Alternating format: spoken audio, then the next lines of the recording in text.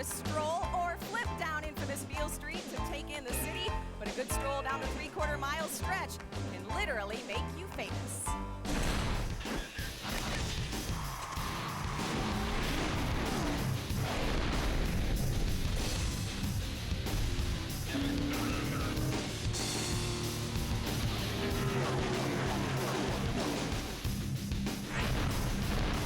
This guy loves Elvis, but hasn't yet won at his track. Can a rookie steal the show, or will this student mimic his teacher?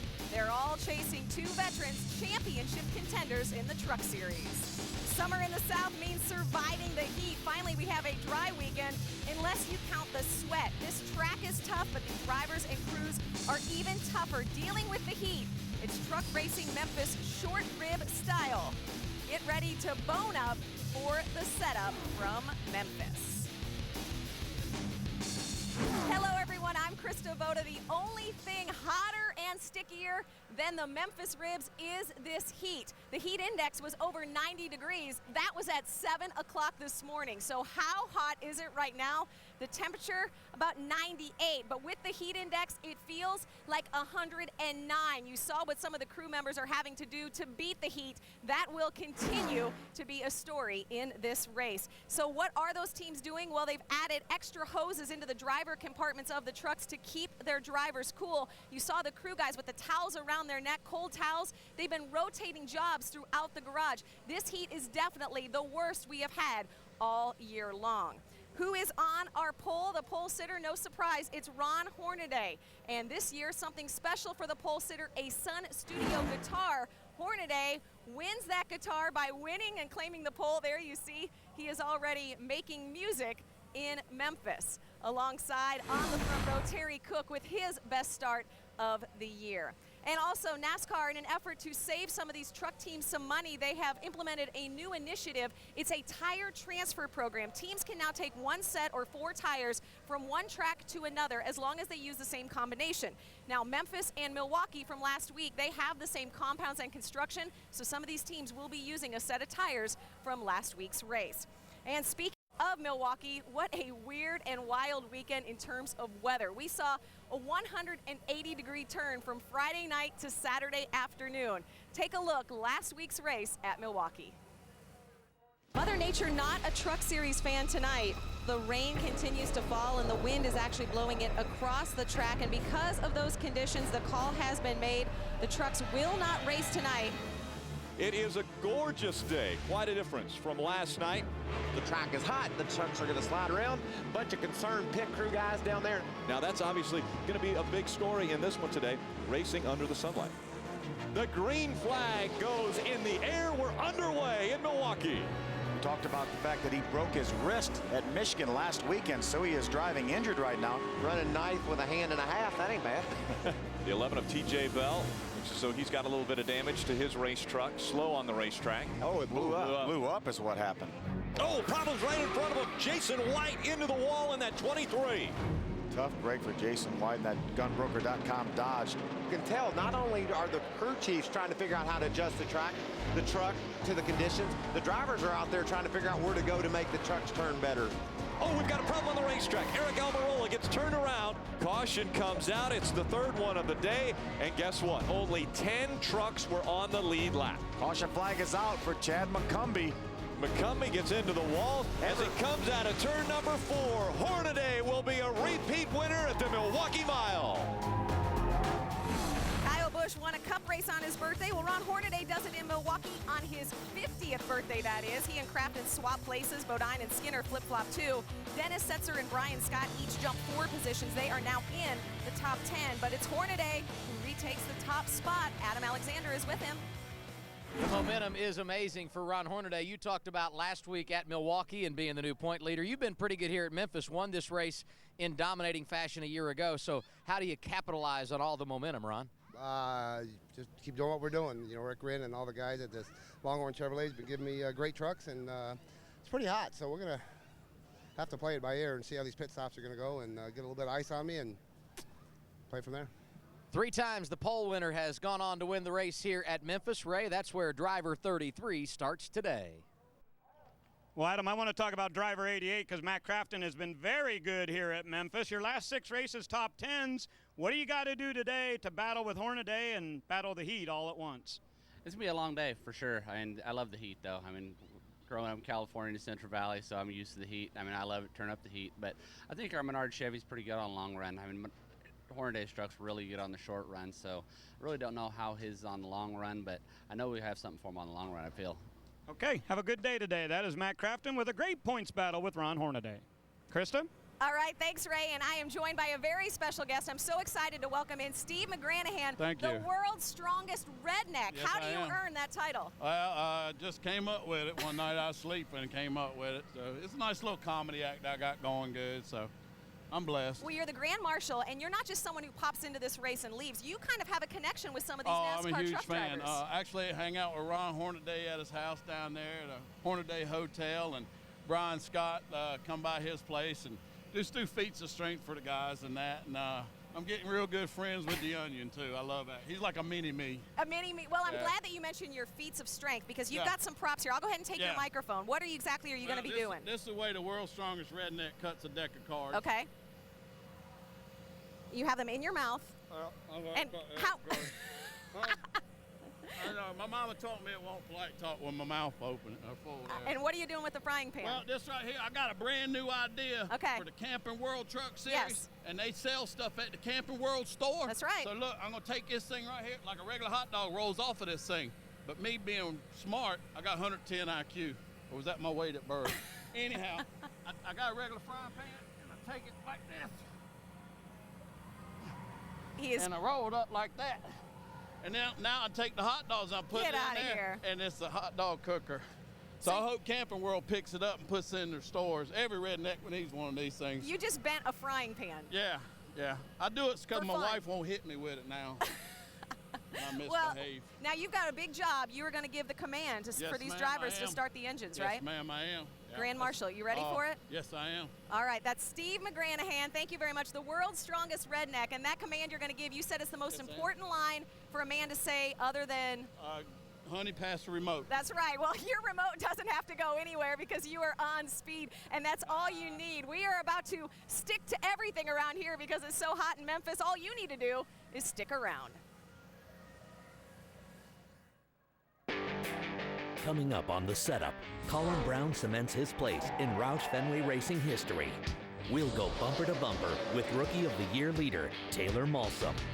And whose blue suede shoes will be walking in victory lane in Memphis? Find out when The Setup returns, live on Speed. The NASCAR Camping World Truck Series is brought to you by Camping World. Visit Camping World and shop our huge selection of RV and outdoor products. The green flag back in the air. Ooh, Johnny not coming up to speed. It's locked in between gears. Johnny said he's beating on the shifter right now, trying to get it to do something. Johnny Benson right there, our point leader, going down a lap. Well, and right now, Ron Hornaday is your point leader. Ron Hornaday scores his second victory at Memphis. He wins the O'Reilly 200. Hornaday, the winner last year, as you saw, and he's on the pole today. So things looking very good, possibly another Elvis trophy. That's the trophy that goes to the race winner. Welcome back to a very hot Memphis. If you missed the start of our show, about 98 degrees with the heat index, it feels like only 109. Well, no one wants to win that Elvis trophy more than Rick Crawford. That is because he is the biggest Elvis fan in the Truck Series, possibly in all of NASCAR. Every time he comes to Memphis, he visits Graceland. But this year, he actually was a guest DJ on Elvis Radio. Elvis Radio live from Graceland on Sirius 13 and XM18 with Argo, and so happy to have in our studio in the blue suede chair, driver of the number 14 International Truck and Engine Ford F-150, and huge Elvis fan, Rick Crawford. Man, I wanted to say the blue suede chair. But anyway, that was great, Argo. I appreciate it. Thanks for having me here live at Graceland on Sirius 13. I can't wait. Today you're going to hear Rick Crawford's 14 #1 Elvis song. Since you drive the number 14 truck, that is perfect. And your fandom with Elvis started when, Rick? Back when I was a kid, child, growing up, that's all you heard through the house was Elvis songs, and grew up with it. Very good, very good. And as guest DJ here on Elvis Radio and the big Elvis fan that you are, talk about the next song you picked out here. Steamroller Blues. and I hope I'm rolling all over them tomorrow afternoon in Memphis Motorsports Park. Thanks for having me, guys. I've enjoyed it. Thank you, Rick Crawford, here on Elvis Radio, live from Graceland on Sirius XM. And Crawford has guest DJ'd on the Elvis channel before. Look at some of the memorabilia that Crawford has. Love Me Tender original sheet music. He has a show scarf. I hope that show wasn't anything to do with this track because it would be sweaty today. He also has a piece of Ann Margaret's clothing from the Elvis movie Viva Las Vegas. And I believe Adam is standing by with the man in the blue suede shoes. Oh, yeah, Kristen, I think Rick Crawford handled the hot seat very well the other day, DJing on the radio, on the Elvis channel, the only place we would ever find you. So what is the key to you taking home the Elvis trophy today? Just a smart race, a good race, and have a fast truck. You know, grew up on the short tracks, and this is one here, and 200 laps here is quite a time, and there's 35 other guys out there that's trying to win that Elvis trophy too. One thing about it, if I wanted, I wouldn't smash it on the ground, so I'd probably cherish that one a little bit. It would be fun to watch Rick walk out of here with the King's trophy, Ray. Adam, sometimes you go to a certain golf course and there are some great golfers there that just don't play very well. And that's kind of like Todd Bodine's Memphis. What is it with this track? You just have not had any good finishes here. No, I don't know, Ray. We've never had that really, really good truck. We've had okay trucks, and I think today our truck is okay.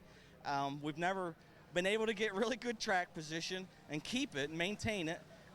And we always end up getting caught up in somebody else's mess or getting spun out by somebody, and we've never really got a good finish here. So we're hoping to turn it all around today with a Copart Tundra. You know, it's hot, the track's going to get slick, and hopefully, you know, we worked on old tires our whole practice. I mean, we had like 85 laps at the end of practice.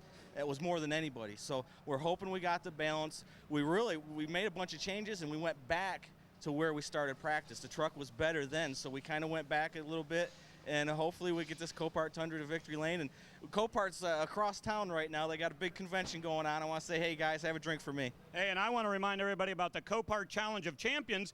Go online to Copart.com and you can vote for either Todd or Ron Hornaday, and there's lots of great prizes that you can win. Krista?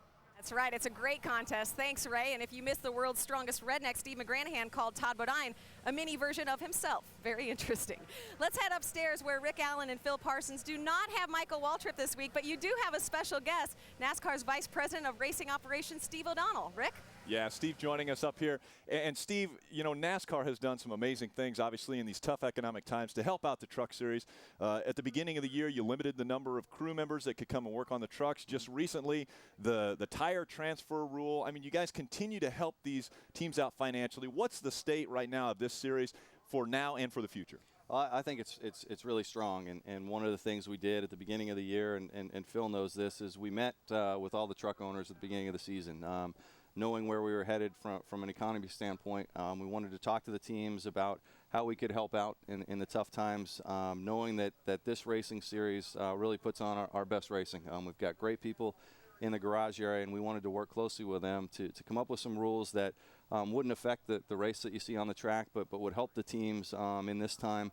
Some of the sealing of the engines you talked about, crew limitations, just some different things that have been some great feedback that we've heard from the garage through Wayne Otten and Robin Pemberton, and been able to implement those fairly quickly. And I think it's reflected with some of the new race winners you've seen with Brian Scott and Colin Braun. You know, that's a good thing to have more people be able to compete. Sure. Steve, you know, we've with great success, I might add, opened up the double file restarts in the Sprint Cup Series. It was announced earlier this week that the Nationwide Series will go to the double file restarts at Daytona next week.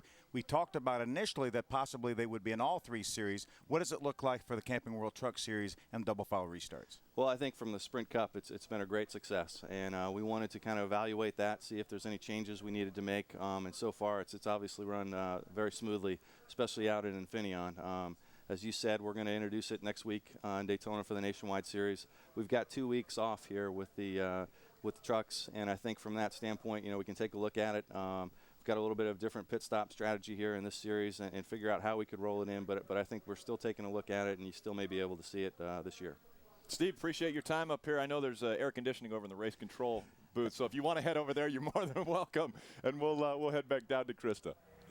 So I'm to assume you guys, I guess, don't have air conditioning in the booth. The good news down here, I just felt a little breeze. That means it's probably only 108 right now down here on the track. You know, here at Memphis, no rookie has ever won at this race. Taylor Malsam is hoping to change that. He is our leading Rookie of the Year contender. Now, don't go away. We have a lot more from Memphis. But in the meantime, until we come back, here's a closer look at our leading Rookie of the Year contender, Tyler Malsam.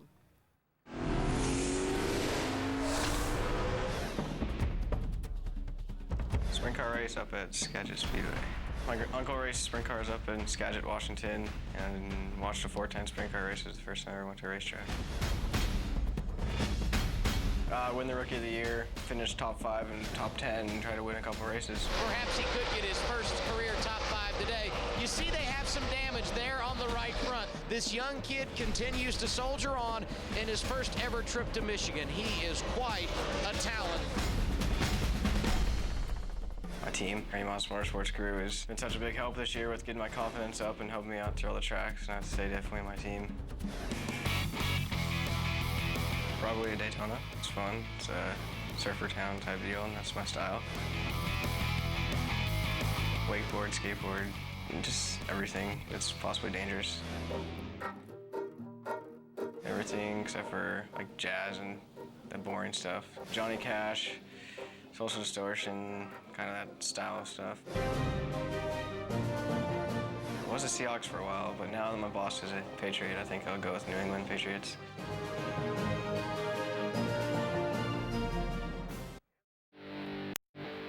Here in Memphis, Truck Series crews getting their trucks ready to go. A very hot and sticky Memphis, if you will. We do have a slight breeze. That is a welcome to these guys who have been sweating the heat all day. Well, 2 weeks ago, a very special win as Colin Braun joined an elite list. For Braun, it was race win number 1. For Jack Roush, Truck Series win number 50. I think certainly anytime you come to drive for a team like Roush Fenway, there's obviously a lot of people looking at you. I'm 67 years old now, and so I've been there and done a lot of the things that young people would do in the sport of racing. For me to get back and to look in the eyes of a young person who's able and talented and motivated, you know, it gives me a chance to look at myself decades ago when I was getting my start. All the great accomplishments by the different drivers that you had kind of sets a precedent. If you know you have trucks that are capable of winning races, then I feel like you definitely got to compare yourself a little bit. We've had people come in that was just sure that they were ready on the day when they came in to do everything they might. It's going to be a big one, I think. It's Carl Edwards. It's Edwards who lost it. Hold on, just keep your brakes locked, keep them locked. And Colin would not be glad to see this, nor would Greg Biffle, nor would Carl. But one of the early things you have to do is beat them into submission. You know, they have to be reduced to the point that they understand how big the problem is and have respect for the people that are already there and respect for the hardware and the effort that goes around it. Watch him here. Clear low, clear, clear, clear. We just got wrecked. I don't know why it was so hard for us to close the deal. You know, we brought really fast trucks to the racetrack. We had great pit stops. We did a lot of the things right that you had to do right. It just seemed like when it, you know, got down to the end and it was time to get it done, you know, we'd have something always happen. I just got turned, man. It was kind of an interesting role the first few times he, you know, started giving me some advice, but, you know, he kind of took his team owner hat off and played the, here, let me help you out for a little bit. So it's, you know, you've got to have two different sides to him, I think. Sorry, that was not your fault. I mean, that was just in the quarter panel right there. Not your fault.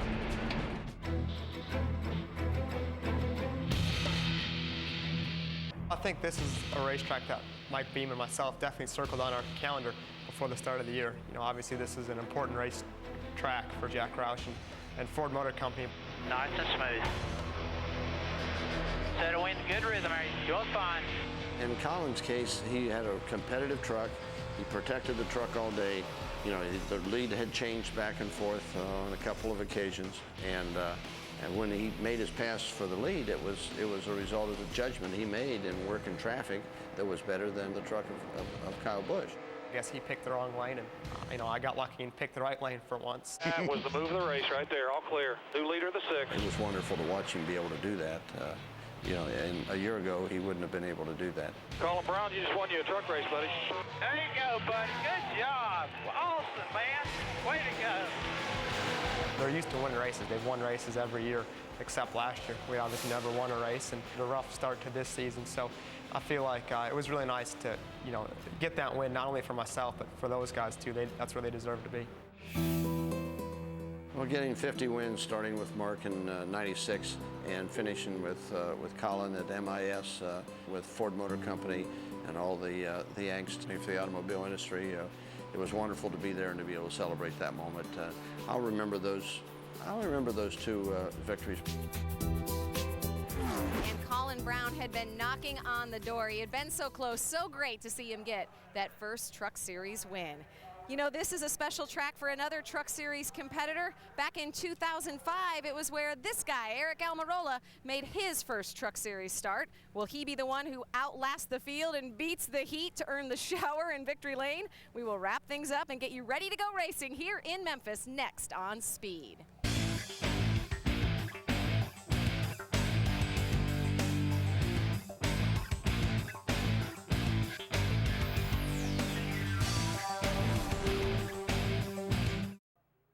The trucks will get a few weeks off before heading to Kentucky. Will we finally see the first repeat winner in our 10th trip to the Bluegrass State? Find out when the green flag falls on July 18th, starting with the setup at 6:30, only on Speed. Be there. The Truck Series has the next 2 weeks off, but then we will stand alone in Kentucky. Of course, other shows going on in New Hampshire this weekend. The Cup race on TNT, and then on Speed, race day starts it off. The Speed Report and Victory Lane wrap things up. That's Sunday. But here in Memphis, the story is all about these trucks. Rick Wren, the crew chief for the pole sitter, Ron Hornaday, just came over and chatted with me in that break. He took a track temperature, 133 degrees on the track, 98 degrees the ambient temperature, a heat index of 109. Just a lovely day for racing here in Memphis. The blue-collared workers racing near the king of rock and roll. Who will love this track tender? Who will check in to the Heartbreak Hotel? The answer is just moments away as the MemphisTravel.com 200 gets ready to start here on Speed. If you can beat the heat, you just might find your way in Victory Lane. Don't go away.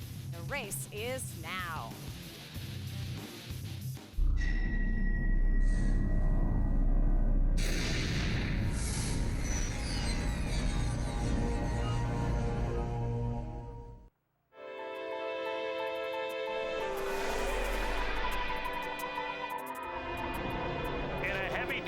Of trucks that have all got it set on desperation mode right now.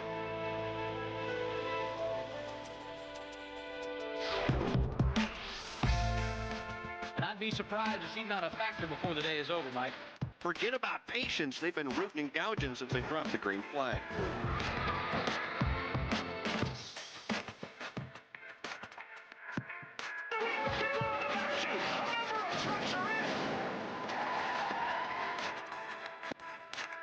Mid-pack, it is hot and heavy and getting physical.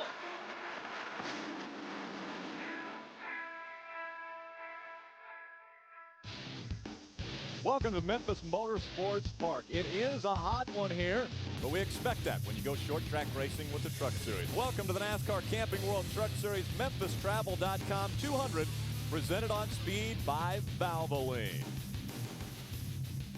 Hello, everyone. We've touched on a few of the subjects that are going to be in the foremost point of everyone's mind when we get ready to start this race. Things like the tire transfer rule. The heat is here. Obviously, our front row with Ron Hornaday and Terry Cook. Now, I want to bring in the guys who are going to have to be hoofing it down on pit road and working extremely hard in this extreme heat today. It's Adam Alexander and Ray Dunlap. What are some of the other stories that we need to know prior to the start of this race? Adam?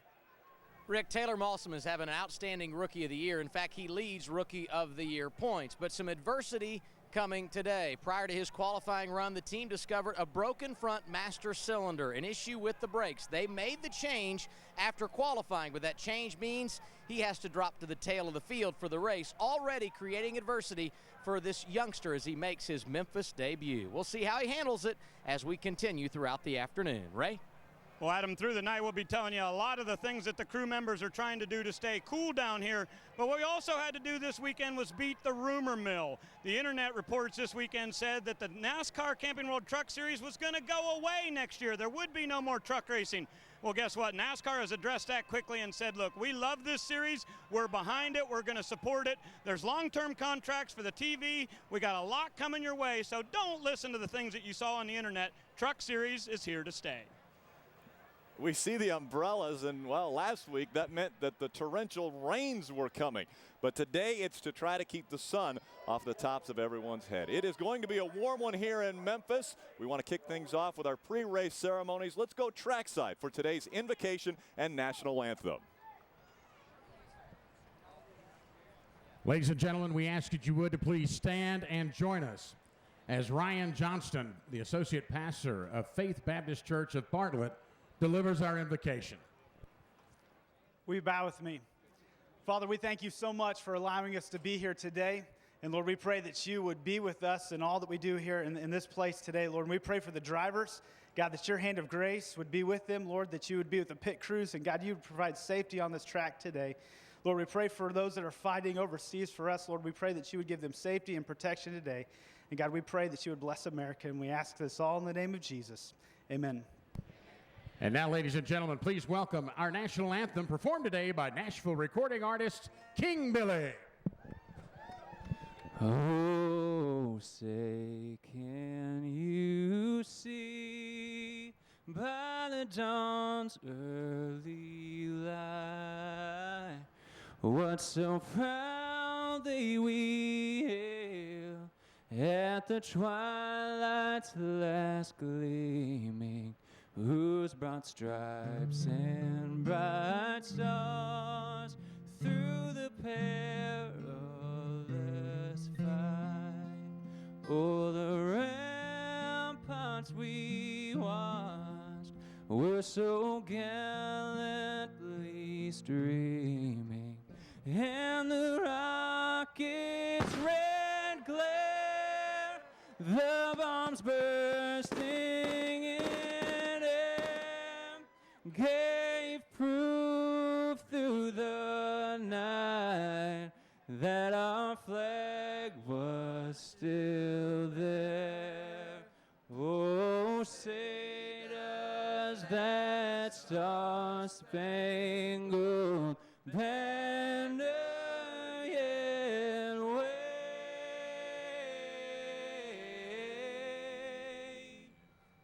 Oh, the land of the free in the home of the brave.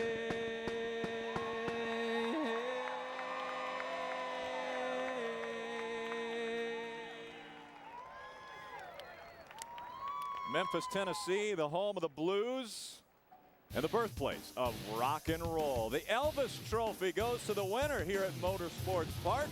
Who will get it?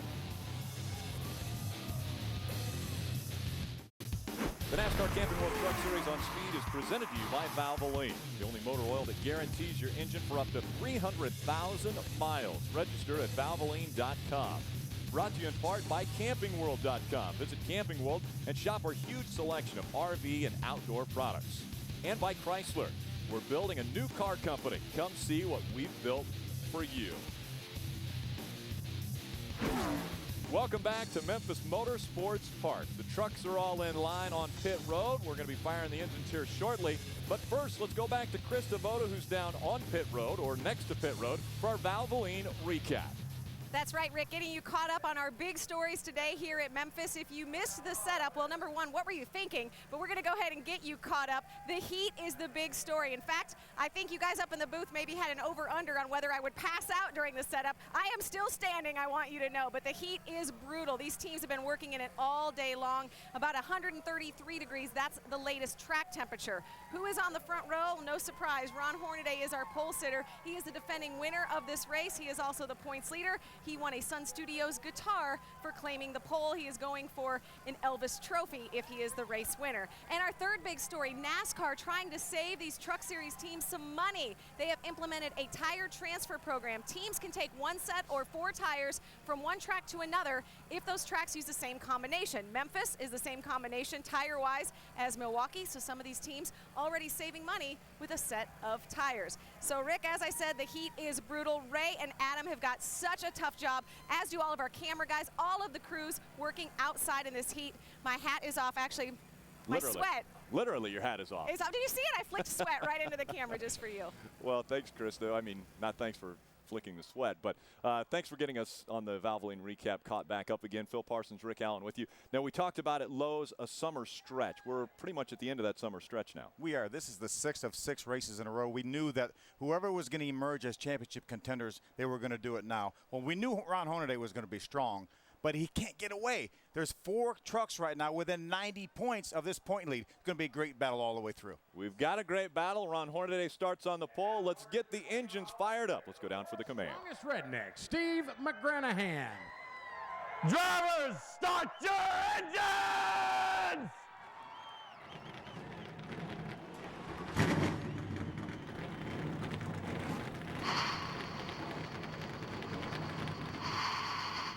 I'm almost speechless. Did you see the world's strongest redneck bend the bar of metal over his head as he gave the command of first in NASCAR?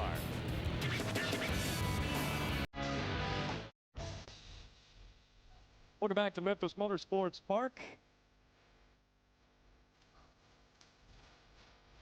We talk about the heat. It is sweltering. 98 degrees is what the ambient temperature is. They say down on the track it feels like 109 degrees in the forecast for partly cloudy skies. There are a few clouds in the area, but right now they haven't stopped the sun from beating down on this racetrack. I want to take a look at our starting grid. It will roll across the bottom of your screen. And that's Ron Hornaday right there. Yep, Ron Hornaday will grab another pole. His 22nd career pole in his career. That obviously is very impressive, but still 3rd on the all-time list. Let's take a look now at our Z-Max track description of this short track. Yeah, great 3/4 mile short track. You see the corners are banked at 11 degrees.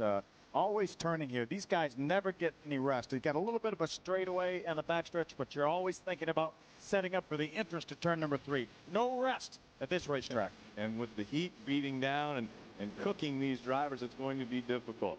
Now let's take a look at our Valvoline race analysis. 36 trucks will start 150 miles or 200 laps. The first just over $500,000. As you can see, our pit window about 110 to 120 laps of fuel. Tires are pretty good here. We haven't seen a lot of wear. We heard Tom Bodine tell us in the setup show they had 85 laps on his tires in practice. His tires shouldn't be an issue, but you like fresh ones.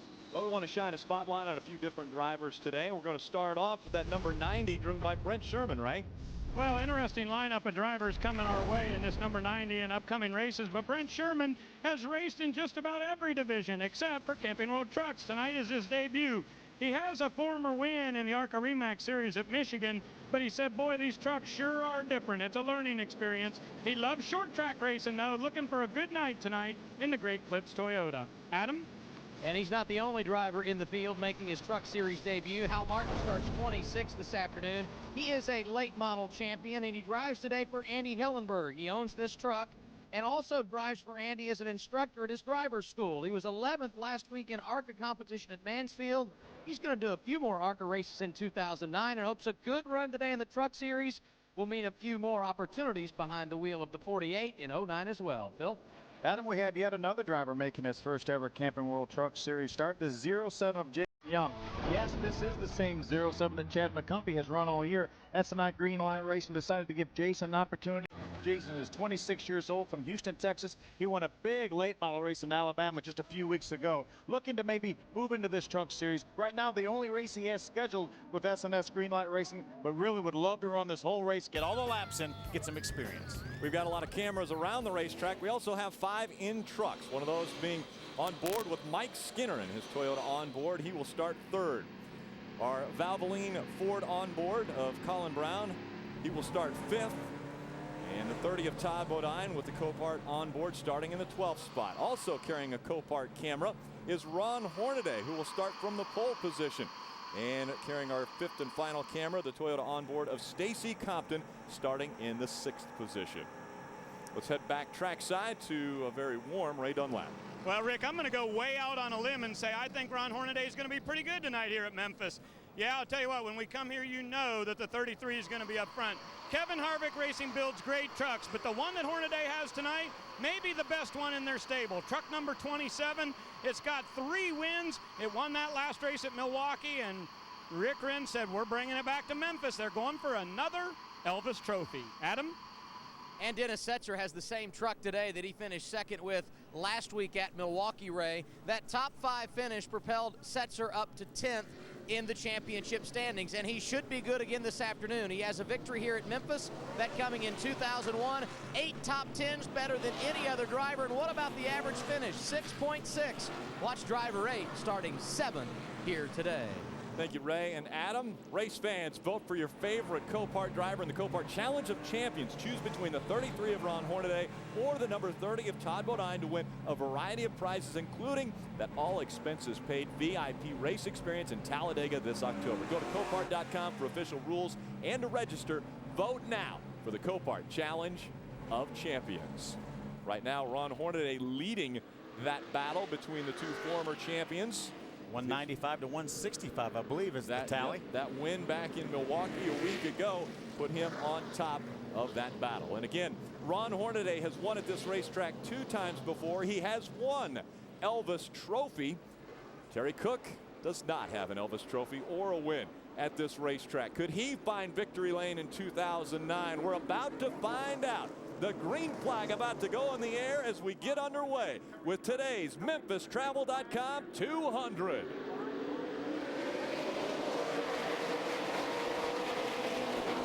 Had a bit of a chain reaction about mid-pack. Somebody didn't get going, caused a bit of a tie-up.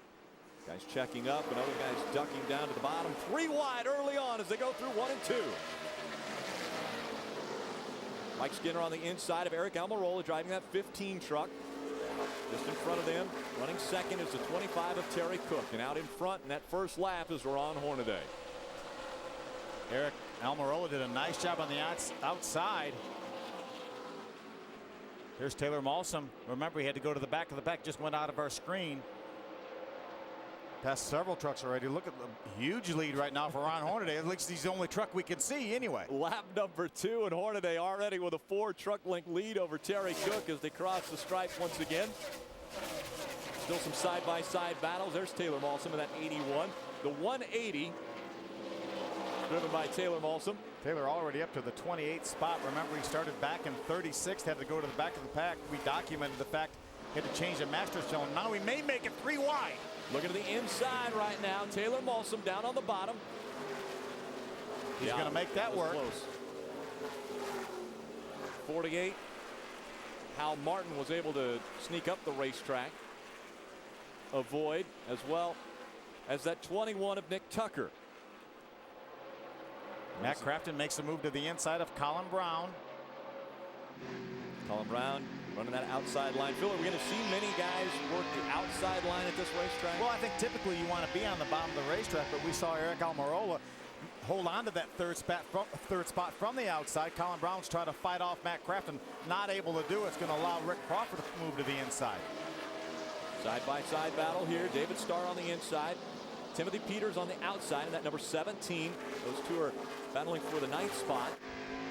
David Starr had a very, very good truck in practice. He was one of the fastest trucks in practice. Qualified back in the 14th spot, but he was the first truck to go out for qualifying. Ray, what's happening with that 8-1 team? Well, Rick, just wanted to add about that. You know, as Adam was telling you about, they think they had a seal go out of that master cylinder, but Doug Wolcott was saying, what an incredible break. Yeah, you don't want to start in the back of a field on a short track, but imagine that happened in qualifying, giving them a chance to make that change. Imagine if that would have happened on lap 5. You'd be in the garage for 30 or 40 laps, and you'd end at the end of the back of the pack getting a real bad finish. Taylor taking his time, working his way through this traffic. Side-by-side racing continuing. We see that 07 of Jason Young battling up front. Yeah, I talked to Bobby Dowder, who's one of the co-owners of this 07 truck, and he said they took Jason to Asheboro to Caraway Speedway for a test prior to coming here. Whoa. We're very, very impressed with the job he did, so really looking forward to getting him here at Memphis. That was a close call for Johnny Sauter. He had to chase that truck up the racetrack. And now running on the outside of the 30 of Todd Bodine. So those two battling for position. That's for the 14th spot. Talked to Todd right before the race this afternoon, and he really felt like he had a good truck for the race. Again, we talked to him earlier and said that they were never able to seem to get a good finish out of it, but really feels like he has a pretty good race truck.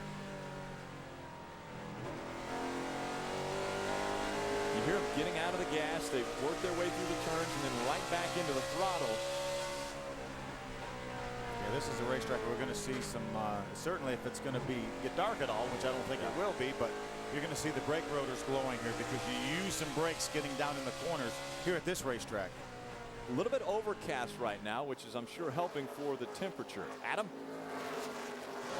And just a moment ago, you were documenting the battle between Todd Bodine and Johnny Sauter. Sauter's bunch really felt like they had a pretty good truck coming in here today. And while he's never been in a truck at Memphis, he has a handful of Nationwide Series starts, many resulting in top 5 finishes, including a third a few years ago. It looks like driver 13 on the move around Todd Bodine and looking to the inside of youngster Colin Braun. Thank you, Adam. A couple trucks side by side. Common theme here is the number 8 right now. On the outside, the 8 of Dennis Setzer. On the inside, the 88 of Matt Crafton. Those two battling for the 9th spot. Yeah, if Matt can get by that 8 truck of Dennis Setzer, you know he has a pretty good truck, because I talked to Dennis, and Dennis is one of the very best race car drivers we've ever had here at this racetrack. One of only 2 winners in the field, along with Ron Hornaday. And if Matt can get by Dennis, he knows he's got a pretty good truck, because Dennis felt like he had a good one. So we'll see him around the front the whole race, but he did lose that spot to Matt Crafton. May lose another one to Timothy Peters. Yeah, it looks like he's trying to find a way to get back to that inside line, and now he's got Timothy Peters to the inside of him. He's trying to hold on to that position the best he can. Caution comes out on the racetrack.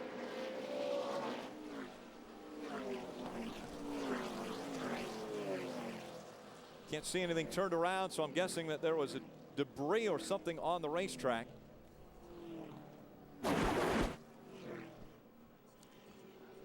See David Starr, that's the truck in the middle of our screen.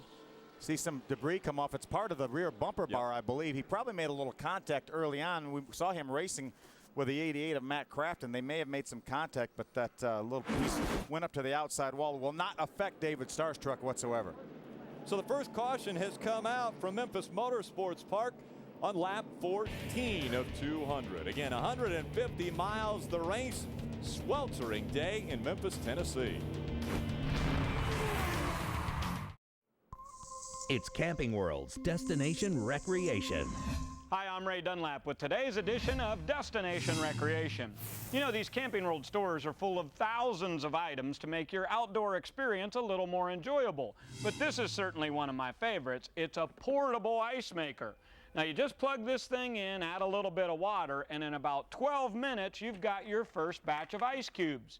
Now this will make 3 different size cubes, whichever is your favorite, and it'll hold right around a pound of cubes at a time. But you put that back in, shut the lid, and the cycle begins all over again. Now let's face it, anytime you're going to be out with your friends and you're at a campsite, you're going to want to have plenty of ice to make sure your beverages are cold. And you can always get this and many other items at Camping World, America's outdoor store. Welcome back to the MemphisTravel200.com, presented on speed by Valvoline. We're under our first caution. It was debris coming off the 24. The Aaron's lucky dog will go to Michelle Theriot. Well, we did that in honor of Mikey. You know, Mikey really loves that Aaron's gives all these lucky dogs away, and we're going to give one away early on. Mikey mentioned that it's quite a bit cooler in the Loudon, New Hampshire area right now than it is here. Field all in line as we're getting ready to restart here in Memphis. Ron Hornaday has led every lap. Terry Cook has run second. Green flag back in the air. Nice clean start by Ron Hornaday, just as you would expect. Saw the 13 moving to the inside, trying to take a position early. That's Johnny Sauter. He restarted 14th. Stacy Compton in the 60. There's Taylor Malsam again on the move. Mario Goslin on the outside of him in the 12. Taylor's going to get another spot. That moves him up to the 20th position. Again, unapproved adjustments after qualifying for Taylor Malsam put him to the back of the field. And Taylor very much approved of those adjustments since he would not have had any brakes had they not worked on it. Door-to-door racing right now. That's the 8 of Dennis Setzer on the outside, Timothy Peters on the inside. Now we're seeing some more between Johnny Sauter. Colin Braun, the 6 truck. There's another view right now from the onboard, the Valvoline onboard of Colin Braun. See, Dennis is going to work his way to the bottom of the racetrack right in front of the 13 of Johnny Sauter. Johnny Sauter in that Fun Sand Chevrolet. Todd Bodine, the Copart onboard right there. Todd right now being shown in the 15th position. Looks maybe 3 wide for a moment. 3 wide just in front of Todd Bodine. Colin Braun able to make the move, get in front of the 13 of Johnny Sauter. Look how close these trucks are running. Well, short track racing. They bump and bang even on this 3/4 mile Memphis Motorsports Park. Dennis Setzer.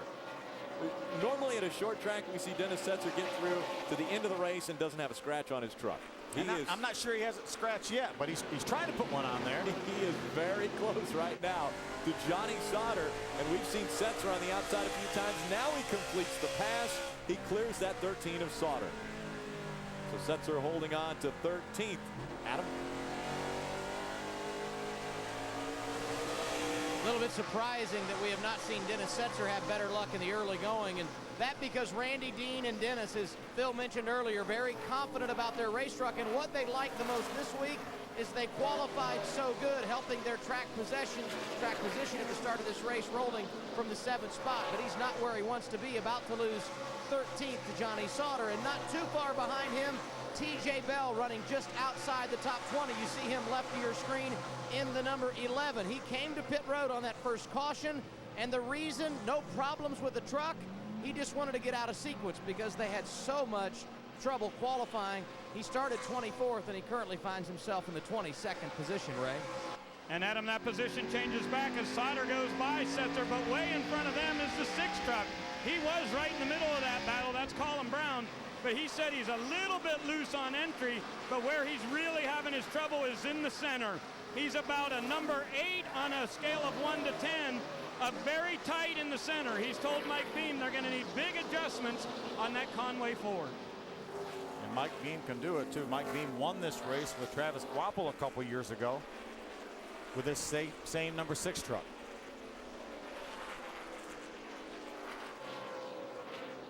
David Starr and Matt Crafton now in the 7th and 8th spot.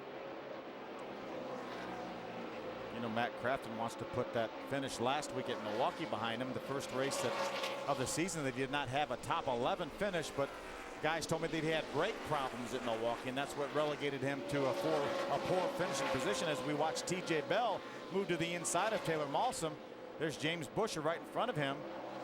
We saw TJ Bell move up the racetrack and take a little higher entry into turn number 1 that time. Is that something that you can do to make a pass on somebody, run them up the track a bit? Well, if you can arc it in there, then you have to have a truck tight enough to arc it in there. Then you can get a nice run through the center of the corner. The straighter you drive in the corner, the harder it is to get your truck turned. But if you can arc it in there like TJ did, then he was able to make that pass. But remember, Ray, I think, talked about TJ coming to pit road on that first caution flag. He put tires on that truck, actually, so he's got a little bit fresher tires than anybody else in the field right now. We did have a few trucks come on to pit road. As you mentioned, TJ Bell did tires. A couple other trucks did either fuel or tires. Remember, in this series, you cannot do both on one pit stop. You cannot add fuel to the truck and change tires in the same pit stop. Brian Eichler in the 51, just in front of Timothy Peters. Again, Brian Eichler driving that 51 when Kyle Busch is not at the racetrack. And by the way, Kyle Busch, congratulations for your win in the Nationwide Series. A blown tire for Jason White. That right front tire going down. It doesn't look like he got into the wall. There's not any damage on the right front of that truck. NASCAR officials watching, looking at the racetrack. I don't see a caution flag yet. They're going to keep their eye on things. I don't see a whole lot of debris on the racetrack right now, so we probably will be able to stay green. A tire about to come off as Jason White makes his way onto pit road, and we'll go to the service of his crew. Adam? And this is a tough break for Jason White because they had been on such a roll of late. Outside of Milwaukee last week where they finished 23rd, they'd been inside the top 15 5 consecutive races. A spin last week at Milwaukee, a right front tire gone down today. Pitting under green on a short track makes for a nightmarish day, and White behind the 8-ball early here this afternoon. Ron Hornaday has been out front all 32 laps that have been completed of the 200 schedule. Terry Cook has been right behind him the whole time. Now it's about 2.5 seconds that separate Hornaday and Terry Cook. Temperatures reaching upwards of 100 degrees at Memphis Motorsports Park. The tempers inside the cockpits, well, they'll start rising as well.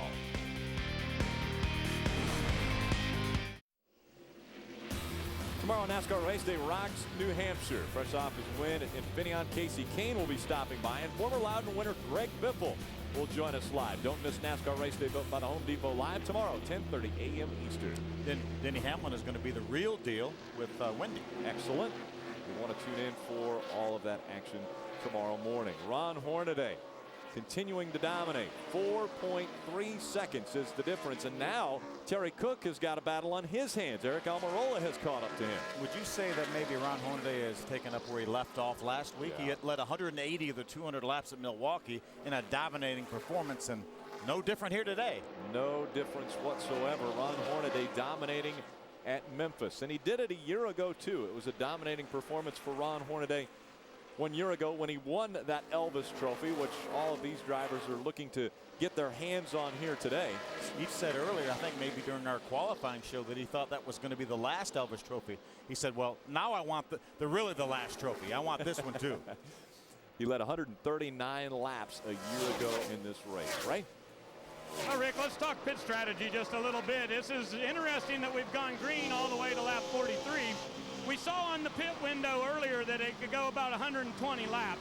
I think that might be just a little bit generous. I'd say 110 is all that you could run under green. So what these guys are thinking about is you run this race in reverse to make sure you get in your fuel window. Remember, when you pit, you can either put on fuel or tires, but you can't do both at the same time. So a lot of guys are thinking if we get in our window to pit the first time for fuel, then that'll allow us to put tires on later in the race. So interesting strategies, and of course the crew chiefs have to make all these decisions based on how many laps of green and how many laps of caution. Adam? And for Matt Crafton Ray, that weight is on the shoulders of Bud Hafley, his crew chief, who has been praising his driver in the early portion of this race. The guy who entered second in championship points, started 11th in the race today, and going after 6th place Brian Scott on the track right now. He has been very satisfied in the early part of this race as he gets aggressive with the 16. And just behind him, David Starr. Starr told us during qualifying early today, this thing won't qualify, but it will race. 3 times this year they have run this chassis.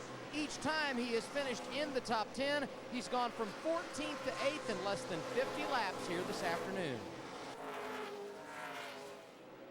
David Starr's last 5 races, all top 11 finishes, 4 top 10s. Stacy Compton running along, looking back at his Toyota onboard, running in the 5th spot. Stacy tied his season best last week at Milwaukee with a 6th place finish, and good run early on here. Can't forget about the right hand of Brian Scott. He broke his wrist a couple races back in Michigan. And so in Milwaukee, he was racing with a brace or a cast on his right hand. Well, they took that cast off, wanted to make sure that he wasn't doing more damage to his wrist, so they x-rayed it. They said, yep, you're doing okay. They actually put a little thinner cast on there to make it a little more comfortable while he's driving. I don't know if you can be comfortable with a broken wrist while you're driving, but they tried to make it a little more comfortable for him. And I think for the 2nd consecutive race, Ted Musgrave is on hand in case Brian would have any trouble. He was at Milwaukee last week, and obviously Brian had a great run there with 1.5 arms and finished in the 3rd spot. Ray Dunlap. Just to add to that, guys, Brian came on the radio right before the race began, and he said, remember, this is a team effort. I want everybody to pitch in, but if I feel like I'm the weak link at some time, I will get out of this race truck. It's not my plan, but this truck's good enough to win. We want to get it to the front. And he said, I'm going to do everything at my disposal to get you the best finish possible. That's a great attitude to have. Obviously very much involved with the management of this team as well. Matt Crafton just in front of him. Crafton again running for the championship as he sits second in the points to Ron Hornaday. Here's Ryan Eichler, and the caution comes out one more time. Second caution of the day.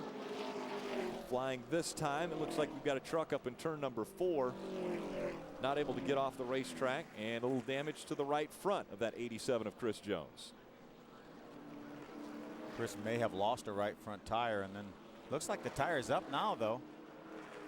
Obviously rubbing that damaged fender.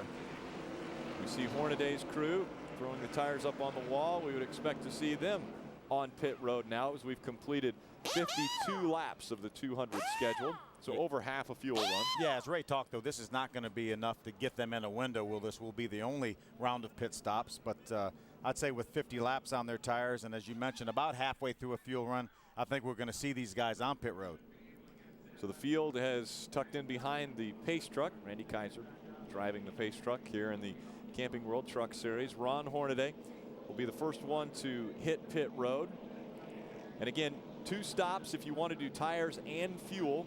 You can only do 1 per stop. You can do 4 tires and make any adjustments, or you can do fuel and make any adjustments. You just can't do them on the same stop. See the water there in the cockpit, or the front seat there of Hornaday's race truck. Rick Wren up on the pit box, letting him know what they're going to do. Yeah, he's the first guy that has to make the call as the leader. And he is coming to the access road, coming to pit road. Line of trucks lining up behind that 33 of Ron Hornaday. All trucks are allowed to come onto pit road, even on the first round or first opening of pit road. And we'll go down to Adam Alexander.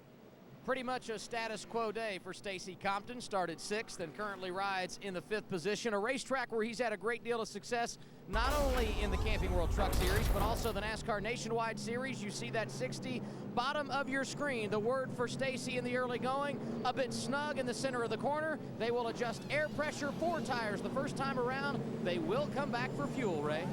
Well, a little bit tight for the Cajun Industries Toyota for Terry Cook, no question about that. They're also going to do air pressure. You see him in the middle of the screen. It'll be 4 tires. Up at the front of the field in pit stall number 1, it's the Longhorn Chevrolet of Ron Hornaday. He said no adjustments. Love the way this truck is going. Give me 4 fresh tires. Hornaday will easily be the first one off pit road. TJ Bell going out second. Yeah, TJ, remember, put tires on that first round of caution flag pit stops. So he did not put tires on this time. As you can see, gained 12 spots. Good pit strategy for TJ Bell. To celebrate the 25th anniversary of Richard Petty's 200th win, Daytona International Speedway has announced 2 great ways to celebrate the 4th of July weekend. Enter to win the 2009 King for a Day VIP sweepstakes hosted by the King himself, as well as purchase specially priced $43 Daytona front stretch tickets. Let's go back down to Adam Alexander. And as we told you a moment ago, Rick, Stacy Compton coming on his first trip around for 4 tires. They made the air pressure adjustment to help what was a tight handling race truck. The 60 will come to a stop and fuel up. Now these guys will have to come one more time for fuel. As Ray talked about, the window somewhere around 105 or 110 laps. With just over 140 to go, everyone will return, Ray. And Hornaday getting fuel down on my end. We got a little bit of a track bar adjustment on the 81. They played a pit strategy game of getting only 2 tires on the first round of this double dip of pit stops. Well, Hornaday wins the race off of pit road, but actually our leader is going to be TJ Bell, who stayed out on the second round of pit stops. The Aaron's lucky dog goes to Mario Goslin. Driving that number 12, he will get a lap back and be back on the lead lap. Remember, TJ Bell only made 1 pit stop this round, so he will be our leader. Does not have as pressure tires as everybody else.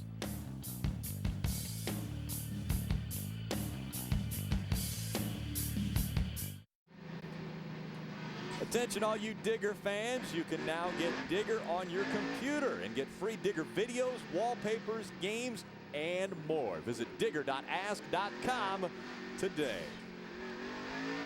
So Ron Hornaday no longer your race leader. We ride along with Colin Braun there. On the outside of row number 1, that will be TJ Bell that will bring this field back to the green flag. Coming out of turn number 4, they're all double file, and we are back to racing. I really don't think it's going to be long till Ron Hornaday goes back to the lead. Remember, fresher tires than TJ Bell has. Outside goes Ron Hornaday for the lead, and it took him about a half lap. He took his time. How about this? Got a few slower trucks on the inside. It was 3 and 4 wide down the backstretch. Brian Scott on the outside. Here it's 3 wide now as they go into turn 1. Eric Almirola, Mike Skinner split TJ Bell. That's second and third now in a battle side by side. Mike Skinner about to embark on an overseas trip where he will be a part of that the Red Bull event where they have the Red Bull racing. I think with the vehicles that they put together, some out of cardboard and all sorts of things taking place, but he's also going to go out of the country and I think play in Scotland, play a little golf while he's away. Right now he's got a great battle left of your screen. Eric Almirola, Phoenix Construction Toyota, Mike Skinner, the Exide Toyota, in a terrific battle for second. Across the stripe, side by side again. Mike Skinner not giving up an inch on the outside. Now it looks as though Eric Almirola is going to nose out front, and he will take second away from Skinner. You know, Eric Almirola was here, and he was a regular in this series a few years ago, 2 or 3 years ago, with very moderate success. But he went to the Cup Series, really did a nice job for DEI last year. And when he came back to this series now, it's like a different driver. And he's right up front here, racing with Mike Skinner in the second spot. Holding on to second. Now he is just about a second behind Ron Hornaday. So we'll see if he closes the gap. Terry Cook couldn't close the gap on Hornaday when he was running second. Now it's Eric Almirola's turn. We'll see if he can close in on that 33 of Hornaday. Hornaday has been dominant today. Oh, we've got problems with the 84. He catches the 10 and the 8 as well. The 07 involved. So Jason Young, we've got Dennis Setzer, we've got James Busher all into the inside wall in turns 3 and 4. Dennis able to continue without a great deal of damage, it looked like, but a lot of damage to Jason Young, a lot of damage to the 10 of James Busher. We talked about Jason Young. His goal was probably to finish this race on the lead lap if he could, and now with the damage to that truck, he will be hard pressed to get back out on the racetrack, I'm sure. And we see a little bit of damage to the 8. Not a great deal of damage. It doesn't look like to Dennis's Malcolm Construction Chevrolet, but the 10 has a lot of damage to it, James Busher. Let's take a look back at what happened here. Watch for the 07. There's look in front. You see the smoke. Dennis Setzer, the 8. Ooh, the 84 was in the outside wall. The 07 had slowed. It looked like maybe on the bottom of the racetrack, and then possibly the 10 made contact with him. There's another view. Yes, looks like maybe the 07 and the 10 possibly got together, or maybe the 07 just got sideways. So the 07 into the inside wall, and there you see the damage to the front end of that vehicle. Also the 84 of Chris Fontaine with some damage to the outside of that race truck. We'll be back with more racing from Memphis after this. Welcome back. We just saw the NASCAR Hall of Fame. What an exciting thing that's taking place with the Hall of Fame. We are going to be able to unveil the 25 nominees for the first class in the NASCAR Hall of Fame. Yeah, that'll be terrific. There's a great group of drivers, and the nice thing is the 25 don't know who they are until they watch this show right here. They will watch on speed to find out who that first nominated class will be, and then there will be 5 that will be inducted as that first class into the Hall of Fame. Yeah, there are a lot of people that make up the nominating committee and the voting committee. They have a lot of media members, former drivers, owners, sponsors, and the fans will also have a vote. Yep. And a say-so in who goes in that first class. Ron Hornaday back in front of this field with Eric Almirola trailing just behind. Green flag goes back in the air. We're back underway.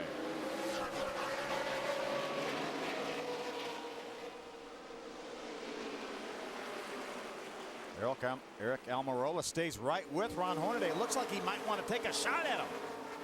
Looking to the inside. Here they go down the backstretch into turn number 3. Hornaday able to hold him off through 3. Let's see how he does coming out onto the front stretch. Looked like Eric had a nose underneath him going in 3, and Ron just drove it down in the corner harder. There they go through 1 and 2. Mike Skinner staying on the back bumper of that 15 of Eric Almirola. There's your top 3. Terry Cook able to maintain the 4th position. Matt Crafton right now running 5th. Good battle right there. Right there on your screen. 4th and 5th, Terry Cook, Matt Crafton.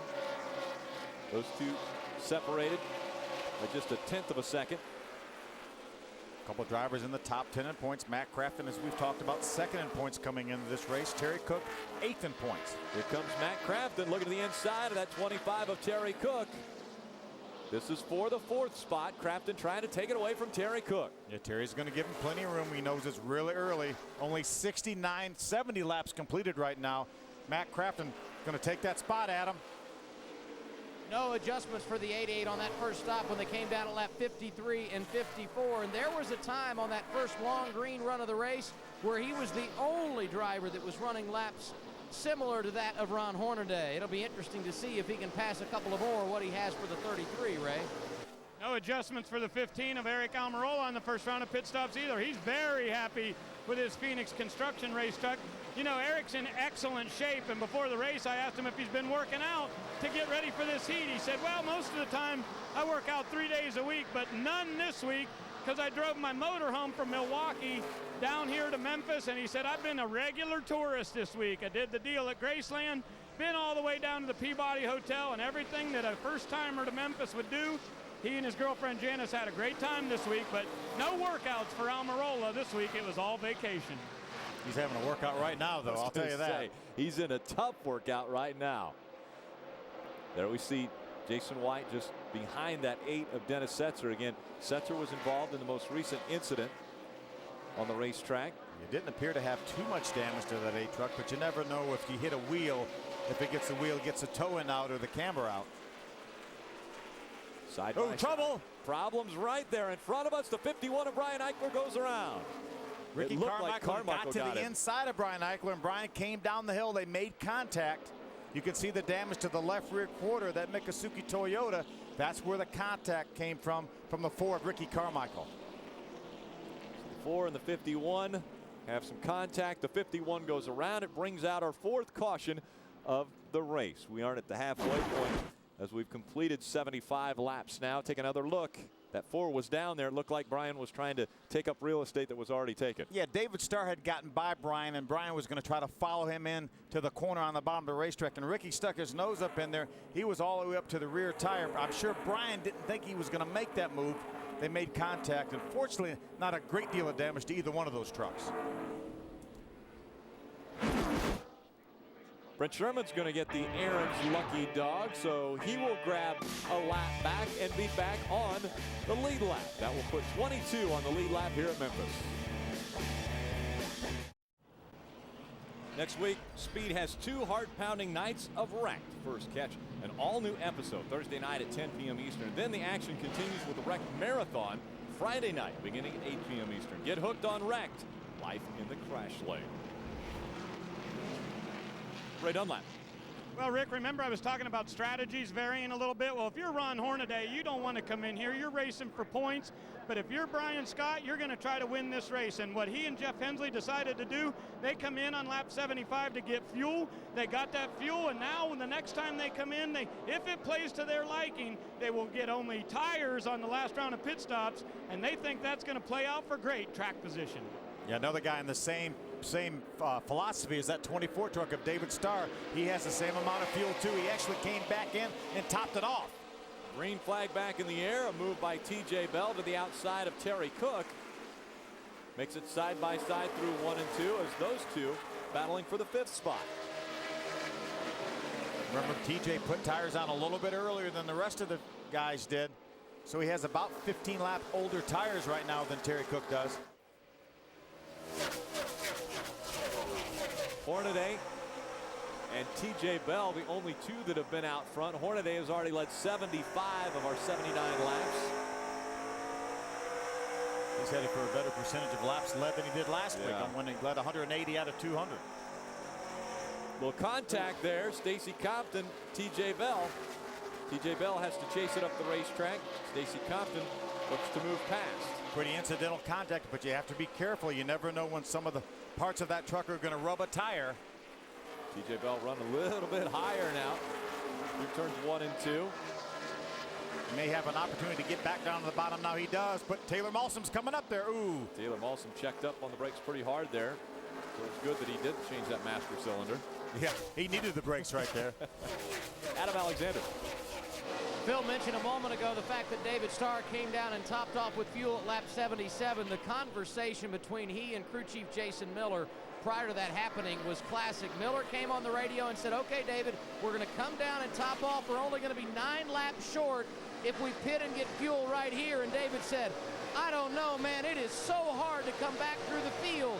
And he said, everyone else is going to have to pit for tires and fuel. We will get the track position back. And then David came back and said, I'm just frustrated in traffic. You do what you need to do. Ultimately, the crew chief won out. David is pitted for fuel, and we will continue to keep an eye on the cautions.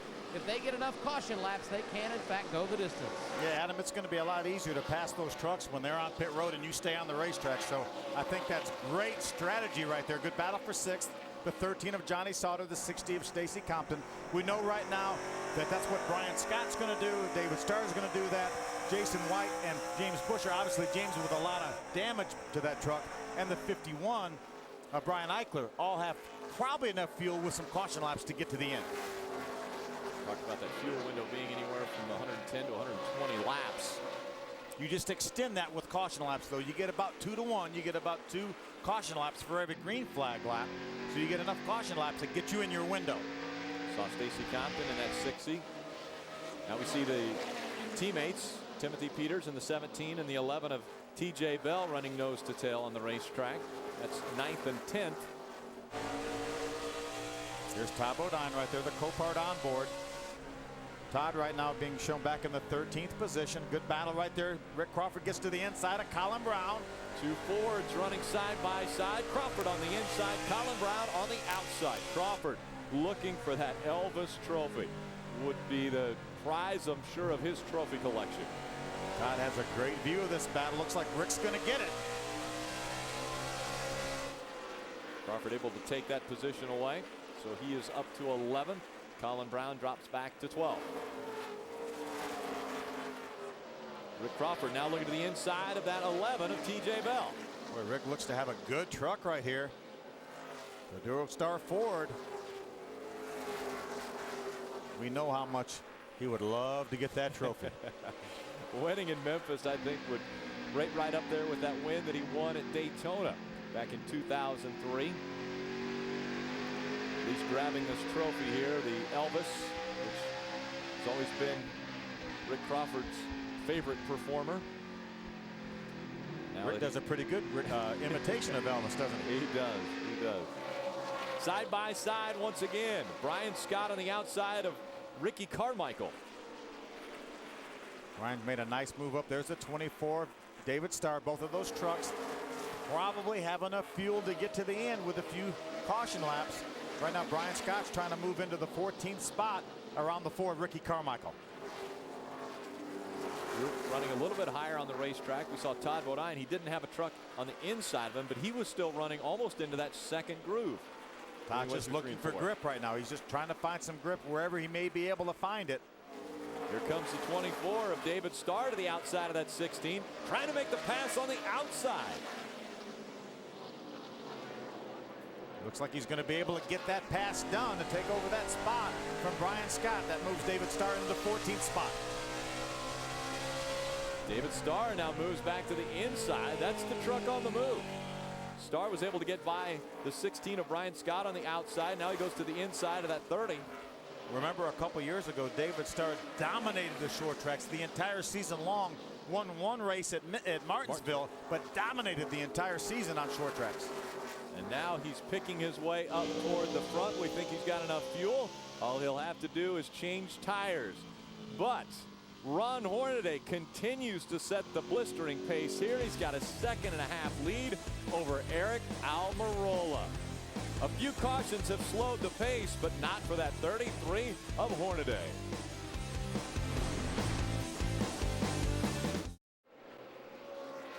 Welcome back to the Memphis Travel 200.com, presented on speed by Valvoline. It has been all Ron Hornaday dominating out in front of this field. He's got about a second and a half over second place Eric Almirola, and Todd Bodine currently running in the 13th position. Now, race fans, vote for your favorite Copart driver in the Copart Challenge of Champions. Choose between that 33 out front of Ron Hornaday or the number 30 right now running 13th of Todd Bodine. You can win a variety of prizes, including that all expense paid VIP race experience in Talladega this October. Just go to Copart Challenge of Champions at Copart.com.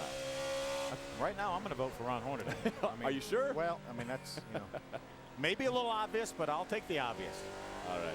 Let's go a little deeper in the field with a top 10 drop back. Ray, can you start us off with Ron Hornaday? Well, it's pretty easy when you talk about Hornaday. Lately, he's at the front of the field, leading lots of races. But guys, you know how important it is when you're trying to win a championship. You got to garner as many bonus points as you possibly can. And when you talk about this Kevin Harvick race team this year, how about this? They've led every race this season except for California. So Hornaday being out front has certainly gotten them maximum number of points. Now right behind them, what a great run for Eric Almirola.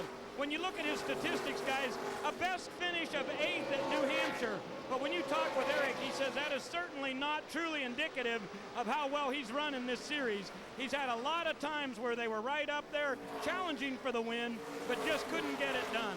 And behind him, Mike Skinner. What a great truck these guys had at Milwaukee, but guess what? They got victim of the pit stop challenge. They decided to come back in and do fuel and tires. Right after that, the caution came out, and that in turn gave them a 64-point loss. They believe they had a truck that could have finished second that day. They lost 64 points at Milwaukee. Adam? Skinner not the only guy losing points a week ago, Ray. The guy right behind him, I'm talking about the 88 of Matt Crafton, went from championship leader to runner-up. That because he finished outside the top 10 for only the second time. Brakes the problem for this team a week ago. No issues today. He rides fourth and has said nothing but positive things on the radio. Ray? Terry Cook in the Cajun Industries truck is currently running in 5th. You know, he had a second place run here at this track back in 2002. I asked Terry before the race, do you like Memphis? He says, I do, but I treat this track a lot like Darlington. He said, you've got to race the racetrack here and not always worry about what the competition is doing. Adam? When it comes to ThorSport racing, Ray, the focus has been on the 88 of Matt Crafton. As we talked about just a second ago, that's for good reason, because he is in the championship hunt.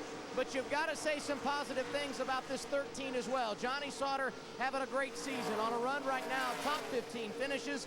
He and the team very confident about today, and they are delivering the product. He currently finds himself in the 6th position. Right behind him, another driver who's enjoyed a lot of success here at Memphis over the years in truck and nationwide competition, Stacy Compton. They qualified 6th today, and that's impressive when you consider they only got a few laps in final practice yesterday because of a fuel pump issue. Compton feels good about where he is in the middle stages of this race. And then there's Timothy Peters in only his 3rd race for Red Horse Racing. This club has been very, very good through the transition. He and Chad Kendrick have got a great synergy, and I think it's that relationship that has helped this transition be so smooth. He's looking for his 2nd top 10 finish in only 3 weeks in that 17, Ray? Adam, when we look back in the 9th position, what a great move for Taylor Malsam and his entire 180 team. Remember, they started all the way back at the end of the field in 36 today. He's moved up to 9th. Now, they took 2 tires on that first round of pit stop to get some track position, and that's what's done it for him. Over our couple of weeks break here, he is going to be going back to Oregon to run more sprint car racing. They'll also do a tire test at the Little Rock down in Rockingham. Adam? Rounding out the top 10 is Rick Crawford, and debris on the track means we have a caution once again, guys. Thanks a lot, boys. It was the 5th caution. We're having debris on the racetrack, and it looks like it came off of that 84 of Chris Fontaine. So we see the damage to the right front as it scrapes along the access road to pit road. Now here's where that strategy is going to come into play. We know all these trucks on the lead lap are going to come for tires, and they're going to come for fuel because now they're in their window. Brian Scott, the 16, David Starr, the 24, maybe Dennis Setzer may not have to come in 2 times. They may only come in for tires, and they're going to get track position. And we see the field lining up behind the pace truck as the work continues to go on with the 84 of Chris Fontaine.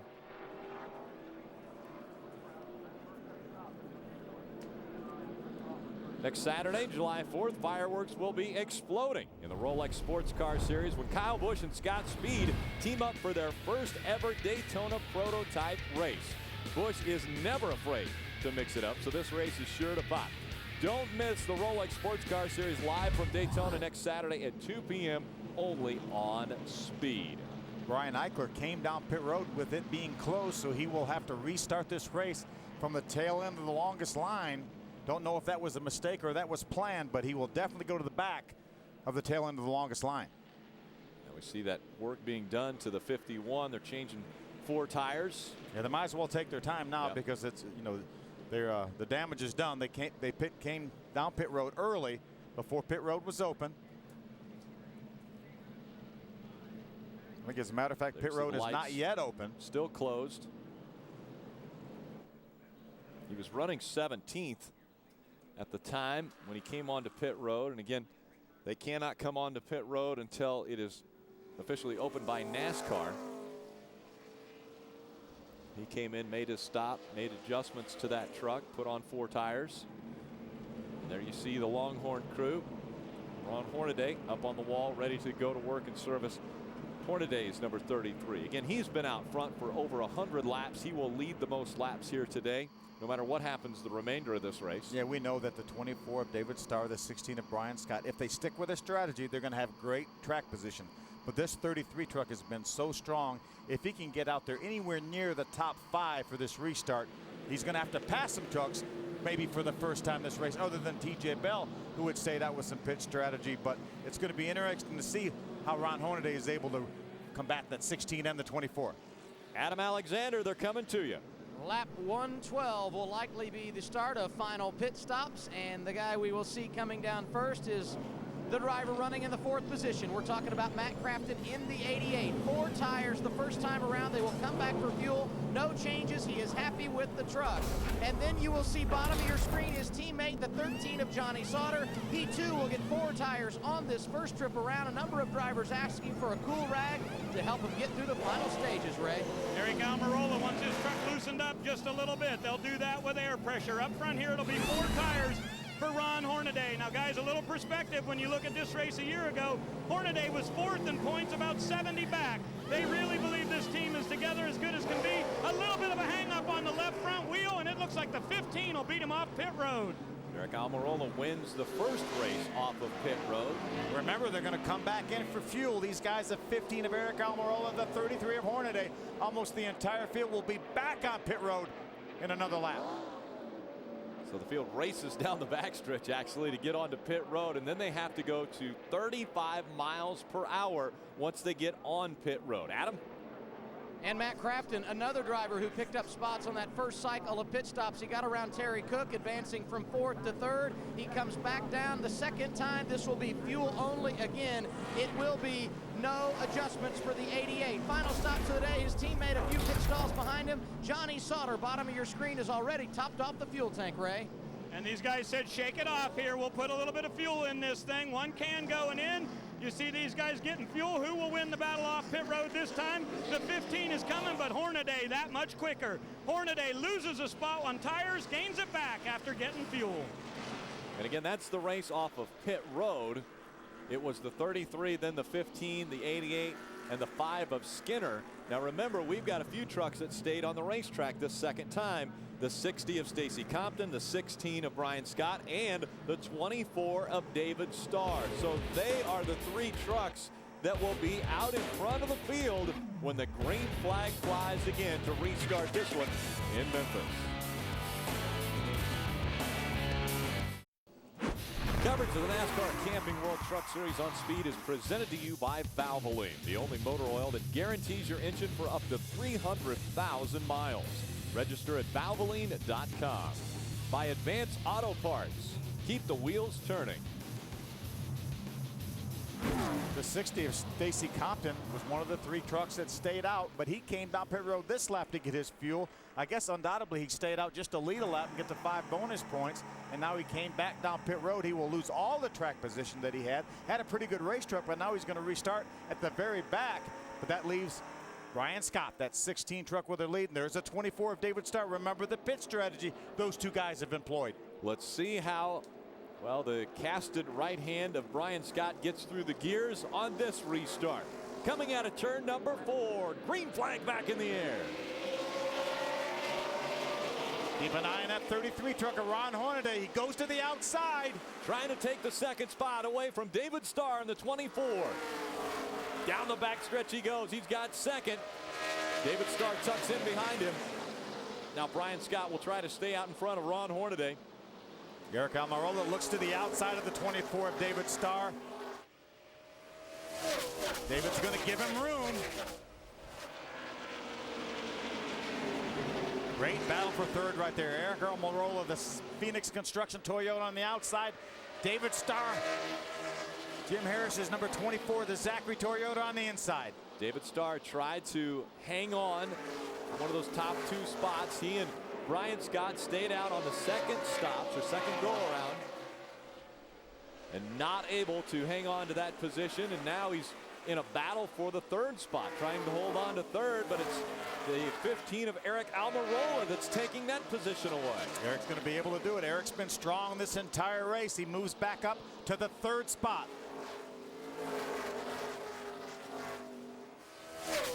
How about Brian Scott able to stay in front of Ron Hornaday for the moment? Brian Scott, and he's got a little bit of cushion, as a matter of fact, almost a half a second between he and Hornaday. We haven't seen that all day. Mike Skinner currently running in the 6th spot, and there the battle continues for that 4th position. Yeah, I had given that spot to Eric Almirola, but David Starr fought back on the inside. Close to the wall was Eric Almirola as they work their way through the front stretch and back into turn number 1. Here comes David Starr. Again, actually a battle for 3rd and 4th, so 3rd position is what they're fighting for. And David Starr looks to be taking it back away from Eric Almirola. Great battle right here. Matt Kraft on the 88 following this group. Matt's in 5th. Looks like David Starr is going to take it back from Eric Almirola. David Starr grabs 3rd back, and now looking to the inside, Eric Almirola. Those 2 battled nose to tail and then door to door for quite a few laps. How about Stacy Compton? He led a lap and then back onto pit road.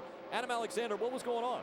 It was a miscommunication, Rick. Stacy thought he heard Marcus Richmond, the crew chief, say, "Don't come for fuel," when he actually said, "Come for fuel." There was just a misunderstanding at that point. They said we might as well stay out, lead a lap, and then come down and get our fuel. But a tough break for Stacy Compton, who found himself solidly in the top 10 late in this race. You know, guys, I'm all about listening to the crew chief, but Stacy, at that point, he can look up at the scoreboard and know that he's in his window. He knows he's got to make 2 pit stops. So, you know, that's an audible that Stacy should have made to bring that truck down pit road. Now he's looking to the inside of Mario Goslin in the 12. Goslin received the Aaron's Lucky Dog most recently, and he was running in the 17th position. Speaking of 17, that's Timothy Peters in the 17, just behind the 5 of Mike Skinner. Those 2 running 6th and 7th, Skinner holding the 6th spot.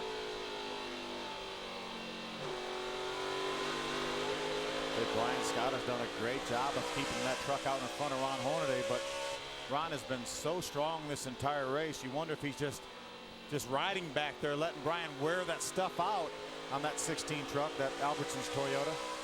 And remember, Brian Scott came in a little bit earlier and is probably hoping on maybe a few more caution laps for his fuel window to make it to the end. Do you think he can get there? I think he can get there. I really do. Remember, this racetrack, they measure from the outside wall. Sure. It measures 3/4 of a mile. Where they're running on the bottom of the racetrack, it's really only about 7/10.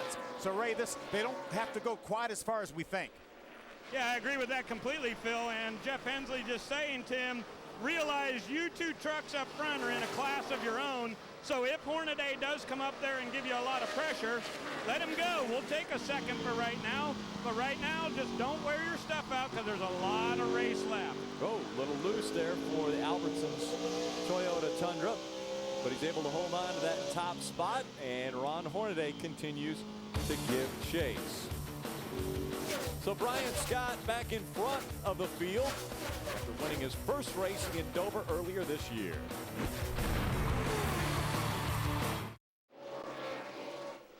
Welcome back. MemphisTravel200.com presented on speed by Valvoline. Sure enough, here comes Ron Hornaday to the inside of that 16 of Brian Scott. That's a battle for your lead. I really had a feeling that Ron Hornaday was just taking it easy, just watching Brian Scott, just keeping an eye on him. Now they're going to try to split Brett Sherman here.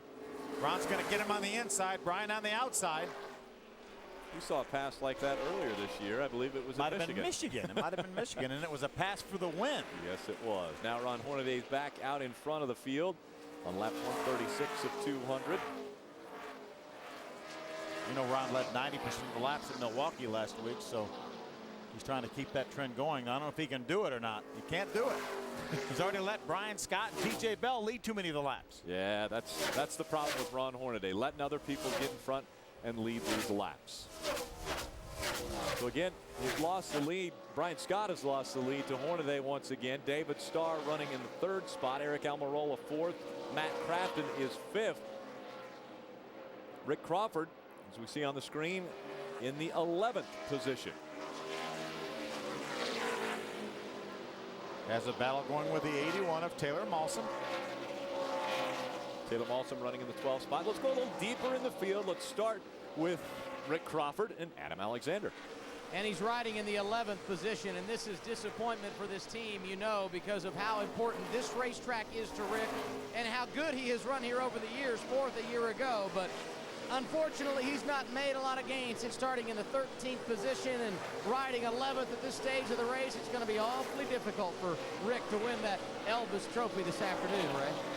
And Adam, I had told you earlier it was a 2-tire stop that got Taylor Malsam up there to about 6th or 7th. Well, they went 4 tires this last time and had a little bit of a slow stop, dropped them back to 12th, but realize this team is currently 6th in points and showing an incredible amount of promise. Adam? And Dennis Setzer would fall into the disappointment category as well. He qualified 7th. This team was as confident as anybody entering the day, involved in a spin just past lap 60, lost a ton of track position, and on an afternoon when he felt like he could get MRD Motorsports their first win, unfortunately he finds himself outside the top 12 with just over 50 laps to go, Ray. You know, I talked about Terry Cook. They made a lot of changes on the first round of pit stops, but Terry said he didn't really feel like it helped him very much. So they basically put the exact thing back that they started the race with on that last round of pit stops. So they really just changed back to where they had started. Now right behind them is the number 4 truck of Ricky Carmichael, and he says on the radio he needs side bite really bad. He's very, very loose entering into the center of the corner. Adam? Stacy Compton entered today, Ray, hoping to capitalize on momentum coming off a top 10 run a week ago at Milwaukee, and they were in position to do so until that miscommunication on pit road, the last caution, and unfortunately it has dropped them back now riding in the 15th position. It's going to be tough to get many spots back for driver 60, Ray. Ryan Eichler in 17th, and he came on the radio after that miscommunication saying, I promise you the pit road light said that it was open, so I came down. He said, just as I started to come down, then it went to red. So we don't know if that's true or not, but Eichler believes that he had an opening to come to pit road, even though he got penalized. Adam? TJ Bell had crashed in 5 of the last 7 races entering today. The good news is he has not hit the wall or hit anyone else on track. The unfortunate situation for TJ Bell, a track position move early in this race really has not paid off. The driver who was looking to get back into the top 10 finds himself now riding in the 18th position. And when you talk about an A for effort, you have to talk about the driver right behind Bell in 19th. Mario Goslin multiple times today has received NASCAR's free pass. He's going to try and go the distance, run all the laps, and he's on pace to do so right now, guys. Thank you, Adam. Thank you, Ray. Getting a little deeper in the field. But out front, a familiar face and a familiar truck. The 33 of Ron Hornaday continuing to lead laps. He's put his total up to 118 now.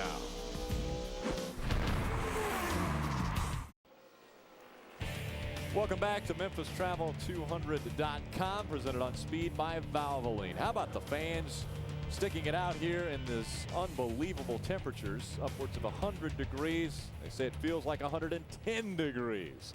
93 now, it feels like 102 as the sun begins to drop down to the horizon. Cooled way off. Way off. Race fans, vote for your favorite Copart driver in the Copart Challenge of Champions. That is between Ron Hornaday and the 30 of Todd Bodine. All you have to do is go to Copart.com for official rules and to register. Vote now for the Copart Challenge of Champions. And again, you can win an all-expenses-paid VIP race experience in Talladega this October. Yeah, right now, Ron Hornaday has it going his way. But I'll tell you, a couple laps ago, Brian Scott picked up 0.2 of a second on Ron Hornaday, but that lap, Ron was about 0.3 of a second quicker because Brian Scott encountered some traffic. There's Todd right there, the 30 truck. We're getting a report that he possibly may be smoking a little bit. I don't see a great deal out of the back of that truck right now. Could have been a situation where he might have locked the brakes up for a moment getting in the corner. We've seen that happen several times in several of the trucks. I don't see any smoke there at all on that Copart Toyota. Todd Bodine running in the 10th spot. He's 10.5 seconds behind Ron Hornaday, who is about to put a few more trucks a lap down. Right now, Mario Goslin running 19th. He is on the lead lap, but for how long, we have to ask Ron Hornaday. Currently running second, Brian Scott. Again, they use some pit strategy to get that track position. Brian gained another 1/10 of a second on Ron Hornaday. It seems like whoever may be in traffic will lose some ground. Just a couple laps ago, the top 6 trucks on the racetrack all ran within a 0.5 of a second of the same speed. There's David Starr. David Starr running third. He's about 3 seconds behind our race leader as he works around slower lap traffic of Jason White in that 23. Jason White had problems early, the right front tire going down. Good battle brewing up right here. There's the 15 of Eric Almirola. He has 4th. That Phoenix construction truck. And there's Matt Kraft in the Menard Chevrolet looking to the inside. Eric's going to use that 57 of Norm Benning for a pick. Here comes Matt Crafton looking to the inside now of Eric Almirola. He's got the position. Almirola has to go a little higher on the racetrack. Again, this is a battle for the 4th spot. Eric really gets a nice run up off the corner on the high side. Almirola holding on to that 4th position. Matt Crafton still giving chase. Matt's able to keep this truck a little bit lower exiting turn number 4. That's where the best opportunity to pass is, as you exit turn number 4. If you can get your truck a little straighter up off the corner, get underneath that guy and beat him down to the turn. So Crafton drops back about 2 truck lengths from Eric Almirola. And the difference between Hornaday and Brian Scott, 2 seconds. That makes Rick Rinn smile. He's got a little lead here at Memphis Motorsports Park. The trucks will get a few weeks off before heading to Kentucky. Will we finally see the first repeat winner in our 10th trip to the Bluegrass State? Find out when the green flag falls on July 18th, starting with the setup at 6:30, only on Speed. Be there. And again, it's the Built Ford Tough 225. That's the next stop for the Camping World Truck Series 2 weeks from this weekend at Kentucky Speedway. Another 1.5-mile track. Welcome back to Memphis Motorsports Park. The temperature's cooling down, but the competition on the racetrack continues to heat up, at least for Ron Hornaday. Hornaday is setting a sweltering pace again. Now it's 2.5 seconds that he's put on second. Yeah, it's down from 98 to 93. It's a virtual cooling cold here. A cold front has gone through. Its way through here in Memphis. Brian Scott still holding on to the 2nd spot, but just about a 0.5 second behind him is David Starr. We've seen a pretty good battle between this 15 and 5. Eric Almirola in front of Mike Skinner. Those two battling for the 5th position. Saw a great battle with Eric Almirola and Matt Crafton. Matt was able to get by Eric and move out to about 2.5 seconds ahead of him. And that backed Eric up into Mike Skinner's clutches. Mike not able to get by him yet. Eric Almirola just in front of that 5 of Mike Skinner. How they doing on the radio there, Rick? Well, I'm hoping maybe Phil can interpret a little bit of what I've been hearing down here, because Eric Almirola said this set of tires feels squishy. Any idea what that means, Phil? Probably just doesn't have the side bite, Ray, that he had before. He goes down in the corner instead of that truck sticking. It feels like maybe both ends of the truck want to wash up the hill, so he's going to have to check up a little bit early going in the corner, maybe not get in the corner quite as hard. He definitely doesn't have the speed that he had earlier, and right now Mike Skinner is all over the back of him. Already lost the 4th spot to Matt Crafton, but obviously Eric Almirola still having a good run, but not quite as good as he was prior to this set of tires being put on. Looking for a top 5 finish as there 24 laps of racing to go from Memphis Motorsports Park. Hornaday with about a 2-second lead over Brian Scott. Brian Scott actually chipping away just a bit at that lead, and then David Starr running in the 3rd position. Adam? He's been very impressive, and the reason is because his crew chief made a great call. Jason Miller, you see him left of your screen, pitted for fuel only, lap 77, when most others stayed on track. That opened the door for tires only at lap 112, and that has put them in the door to finish in the top 5. He jumped to 5th in points last week with a top 10 run, and Starr in the midst of 6 consecutive races where he has finished in the top 11. This team on a roll. You know, Adam, I know that's a great strategy, and David obviously has a great truck. Are they worried at all about maybe fuel? We haven't had that many caution laps, Adam, since they employed that strategy. Are they worried about it at all? They have not said anything on the radio about being concerned about fuel mileage. Now, when he pitted at lap 77, he said they were 9 laps short. That would have been under green. We have had a caution since then. I think they feel very comfortable just based on the attitude you hear on the radio. Technically, when they're 9 laps short, that means they need 18 laps of caution. Remember the 2-to-1 ratio. We have not had 18 laps of caution, so I think I would be a little bit concerned. Let me ask you if you want to rethink that. Wouldn't that mean that they need 4 laps of caution? 4.5 laps would make the 9 laps of racing. Isn't it 2 laps of caution for every 1 of racing? Isn't it just the opposite? You know, I think you might be right. I just wanted to make sure. I mean, you said 18 laps of caution. I thought, boy, we'd need a lot of caution laps for that to work out. Yeah, you got me on that one. Well, Ron Hornaday is trying to get the field right now at Memphis. Welcome back to the MemphisTravel200.com, presented on speed by Valvoline. The Longhorn Chevy Silverado of Ron Hornaday still out front. Let's revisit this math thing a little bit. Okay. Okay, he's 9 laps short, right? So he needs to gain 9 laps. Correct. So if they run 9 laps of caution, you get 2 per lap, then that would gain them 9 laps. Is that right? That'd so gain 18, wouldn't they? No, that would be 9 laps they would gain. So they would need 9 laps of caution if their math holds true, not 4.5. Like you said, but certainly not 18. It's 2 to 1. Yes, they have to gain 9 laps, so they have to run 9 laps of caution to gain those 9 laps. Ray? I'm with you, Rick. I think we got to get Phil's math fixed. But I do want to go back to what I was talking about at the top of the show. Remember I showed you that graphic in my final thought about Ron Hornaday and this team? How about chassis number 27? But coming into this race, it was 3 out of 5. And if he holds on to get this win, it would be 4 out of 6. And I think that is probably the best winning percentage of any individual truck at Kevin Harvick Racing. That's pretty impressive if you can get 4 wins after racing in 6 total events. Adam? Remember, Ray, about 10 laps ago when Phil asked me how concerned was this 24 bunch about fuel, and I said, well, they've not talked about it on the radio. Well, it was almost as if they had heard our conversation, because not too long after that, I heard Jason Miller saying, the earlier you lift, the more fuel you will save.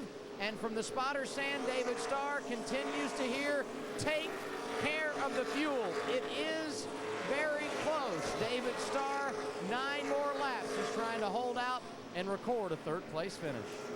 Inside the final 10 laps of racing. And again, the strategy with the 16 and the 24 were to stay on the racetrack and not put fuel in their race trucks. They came onto pit road and did the tire change, but they didn't come in and top in fuel when the rest of the field did. Guys like Ron Hornaday, he came in and did tires and fuel, so they knew he was going to make it. No questions asked. The question mark is still in the pits of the 16 and the 24. And David Starr in the 24 truck actually came in 2 laps after Brian Scott. Brian came in on lap number 75. David came back in, topped off on lap 77. So it could be a close call as we wind down the final laps of racing here at Memphis Motorsports Park. Again, this could be the 3rd win for Ron Hornaday at this facility and the 2nd in a row. He won the Elvis Trophy a year ago in dominating fashion. He led 139 laps in that race. He has already led 167 in this race tonight. These two trucks right here have been battling since we restarted. Johnny Sauter, the Fun Sand Chevrolet, the 13, and the 6 of Colin Braun, the Conway Ford. And there's the Copart Toyota of Todd Bodine that's going to join this battle. That's 8th, 9th, and 10th right here. 8th, 9th, and 10th. You could throw a blanket over the 3 trucks as they work down the front straightaway. Again, Todd Bodine and Ron Hornaday involved in the Copart Challenge of Champions. Go to Copart.com for that race. And this is a big battle right now between 8th, 9th, and 10th. A caution comes out on the racetrack. Take a look at that. That's Dennis Setzer in the 8 sliding through the infield, as well as the 81 of Taylor Malsam is stopped on the racetrack. Wow, caution late.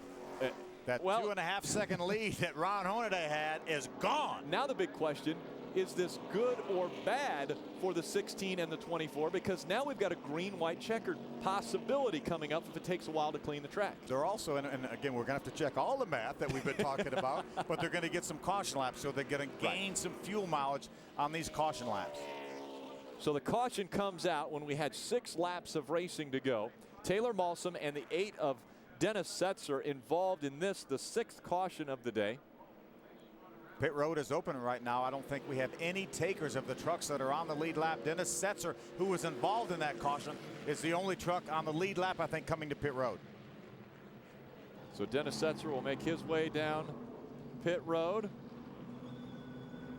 David Starr, the big question mark, will he have fuel, as well as Brian Scott?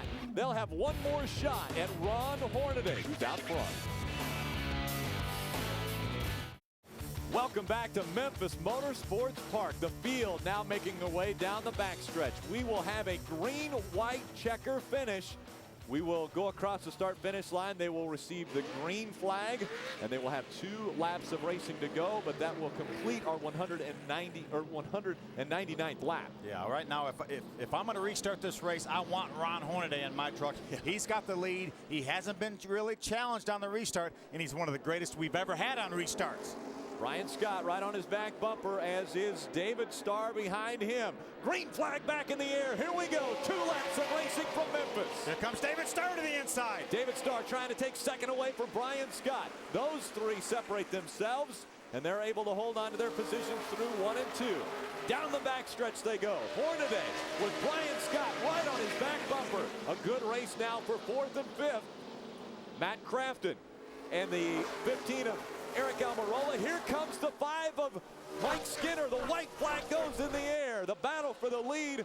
2 truck links between Hornaday and the 16 of Brian Scott. Oh, Here comes Skinner. Got Almirola on the inside. Almirola takes the position away from both Crafton and Skinner as he chases it up the racetrack. And now a clean racetrack in front of the 33. Hornaday will come to the start-finish line and win his 2nd Elvis Trophy in Memphis.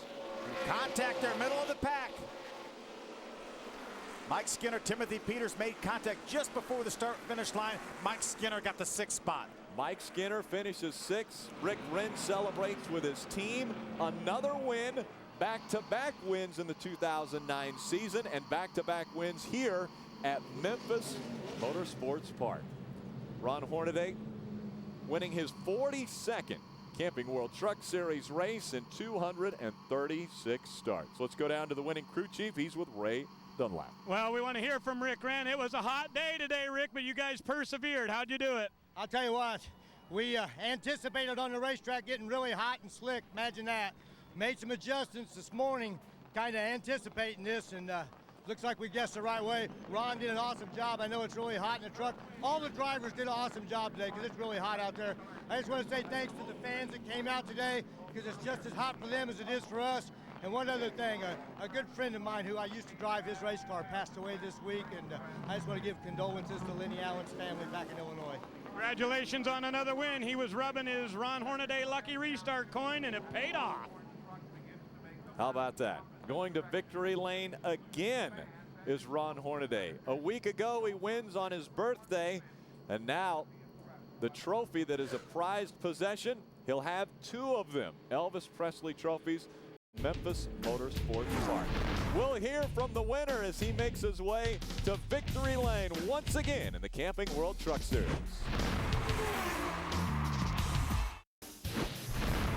The NASCAR Camping World Series on Speed is presented to you by Valvoline, the only motor oil that guarantees your engine for up to 300,000 miles. Register at Valvoline.com. And by Touch of Gray from Just for Men. Ron Hornaday climbing out of the winning truck right at the start-finish line. The victory lane celebration starting early for Hornaday. Let's hear from him. He's with Ray Dunlap.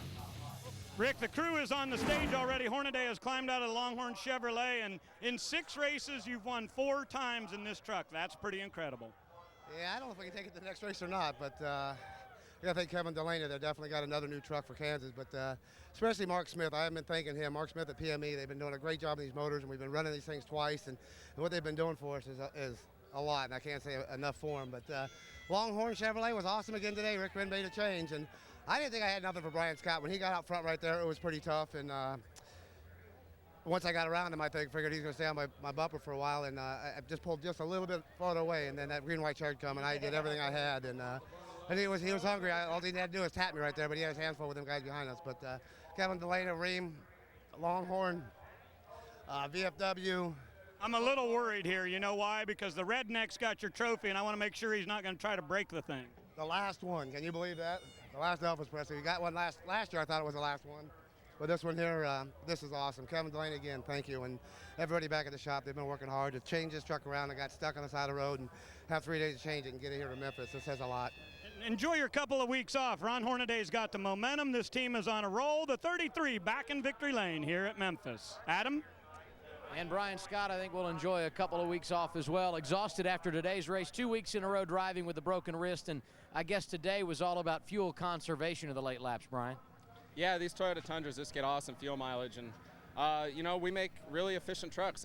We get great fuel mileage, Toyotas get great fuel mileage, and we had a good truck. It could rotate the center. We had really good pit stops and just excellent pit strategy. Jeff can call a race really well, and you know, second, that's pretty good. I gotta thank everybody. It was a tough day. It was hot today. All the fans, Camping World. Congrats to KHI and Ron Hornaday. The best truck won, and we were second best truck. We need to go to our shop. We need to work on our stuff a little bit and get to where we can compete with them on the short tracks. But second, it was awesome. We held them off for a little bit. It was fun, and it was hot. Solid day for Brian Scott. I think his last words may have been an understatement. It was hot. Well, let's take a look at tonight's Advanced Auto Parts Save of the Race. This is on the last lap of the race right here. Going in turn number 1, Matt Crafton on the inside, Mike Skinner on the outside. They make contact. Skinner does a great job saving that truck and continues to battle. It looks like Timothy Peters may be able to pass him down the backstretch, but Mike Skinner was able to get back by Timothy coming off turn number 4. The save of the race was brought to you by Advanced Auto Parts. Keep the wheels turning. A familiar sight back in victory lane again. This is the 4th win for Kevin Harvick Incorporated in the 2009 season. Welcome back to the Memphis Travel 200.com. Presented on speed by Valvoline. Memphis Motorsports Park was the site of tonight's race. It went 201 laps, and it was Ron Hornaday out front. Let's take a look at tonight's Stay in the Game with Just for Men hair color moment. Taylor Malsam had some serious problems with the front master cylinder right before qualifying. They were able to make hasty repairs, get him out to qualify. Had to go to the back of the pack, was making some good moves early, had some great pit strategy, worked his way back up into the top 10, and then very late had some contact with Dennis Setzer, end up finishing in the 16th position. Stay in the game with Just for Men hair color. Take a look at our point standings. Through this, the 11th race of the 2009 season. 76 points separating the top 2. Hornaday and Crafton. Skinner moves up a spot. Remember, we had 4 drivers within 90 points coming into this race. Ron Hornaday, by virtue of his dominating performances, opened the gap up a little bit. Now got 134 points on 3rd place Mike Skinner. Another impressive performance for Brian Scott that moves him up a spot into the 6th place position. Take a look at our Copart Challenge points. Again, Hornaday and Bodine battling it out in that Challenge of Champions. How about that? Todd Bodine. Right. Hornaday does not get any points this race because he was not sponsored by Copart. So right now, Todd Bodine, 299 points to Ron Hornaday's 195. But I'm sure Ron Hornaday will make up that difference when he's sponsored by Copart. Oh, yeah. Now let's go down to our 3rd place finisher. David Starr is with Adam Alexander. 3rd top 5 finish of the year for this guy, David Starr, and you had to earn this one. The heat, battling the fuel gauge at the end of that race. Talk about your afternoon, David. A solid top 3 finish. Well, first of all, I want to say hi to my wife, my son, David Starr Jr., back at home. And I tell you, at Zachary, it takes a force, a collaborative force, and Jim Harris, HT Motorsports team, we don't ever give up. And we haven't had to battle back from the back. We had to pull a spring rubber out of the left rear, and it seemed like we lost 10 or 12 spots and went to the back, and we're making our way back up to the front, and then the truck started overheating. We had to pit again, take some tape off the nose of the truck. But I tell you, Jason Miller, my crew chief, and Matt Faulkner, my engineer, who's not going to be with us anymore, Bobby Jones, Curtis Martin, us, everybody on the HT Motorsports team, they just don't, they fight to the end, and that's the testament of today's race. I was trying to get up there and race with the 16 truck and got close to him, and I'd try a little bit hard and I'd mess up, and they say save some fuel, and well, we gave it all we had. We just didn't have the best truck today, but our Zachary Toyota Tundra was pretty awesome. We'll take 3rd. Congratulations. Thank you.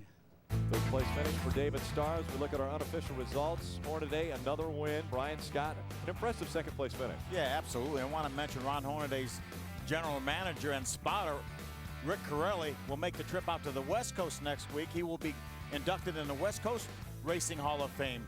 Some very exclusive company out there, and a very deserving guy in Rick Corelli. Timothy Peters with another top 10 finish. Rick Crawford searching for that Elvis trophy. Well, the search will have to continue as he finishes 11th today. Brian Eichler had some issues on the track. He finishes 12th. Terry Cook, who started up on the front row, we thought was very strong today, and he fell back out of the top 10. Good top 15 finish for Ricky Carmichael. Get that number 4 truck back on track. Good, ran all the laps, finished on the lead lap. Good job by Ricky and his guys. A long, warm day for this field of 36, qualifying earlier this afternoon, and then on to the racetrack for 200, and it ended up being 201 laps of racing. So a long, warm day for quite a few drivers, and the one celebrating at the end is Ron Hornaday. Hornaday won from the pole for the 7th time in his career. It's the 9th time when he has started in the 1st position that he has been to victory lane. You know, you mentioned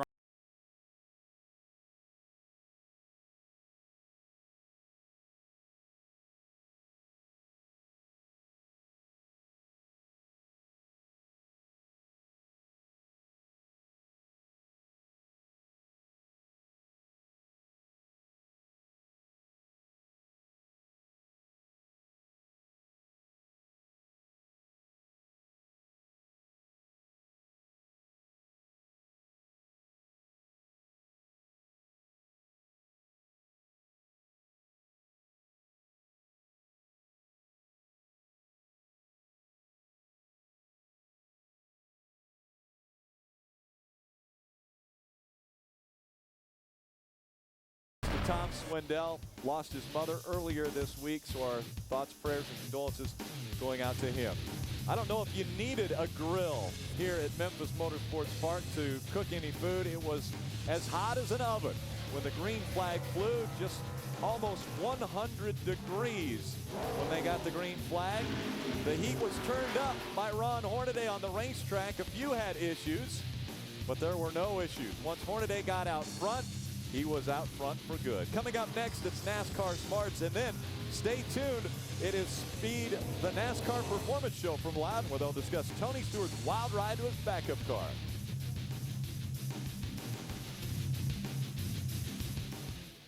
The trucks will get a few weeks off before heading to Kentucky.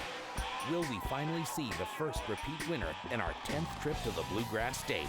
Find out when the green flag falls on July 18th, starting with the setup at 6:30, only on Speed.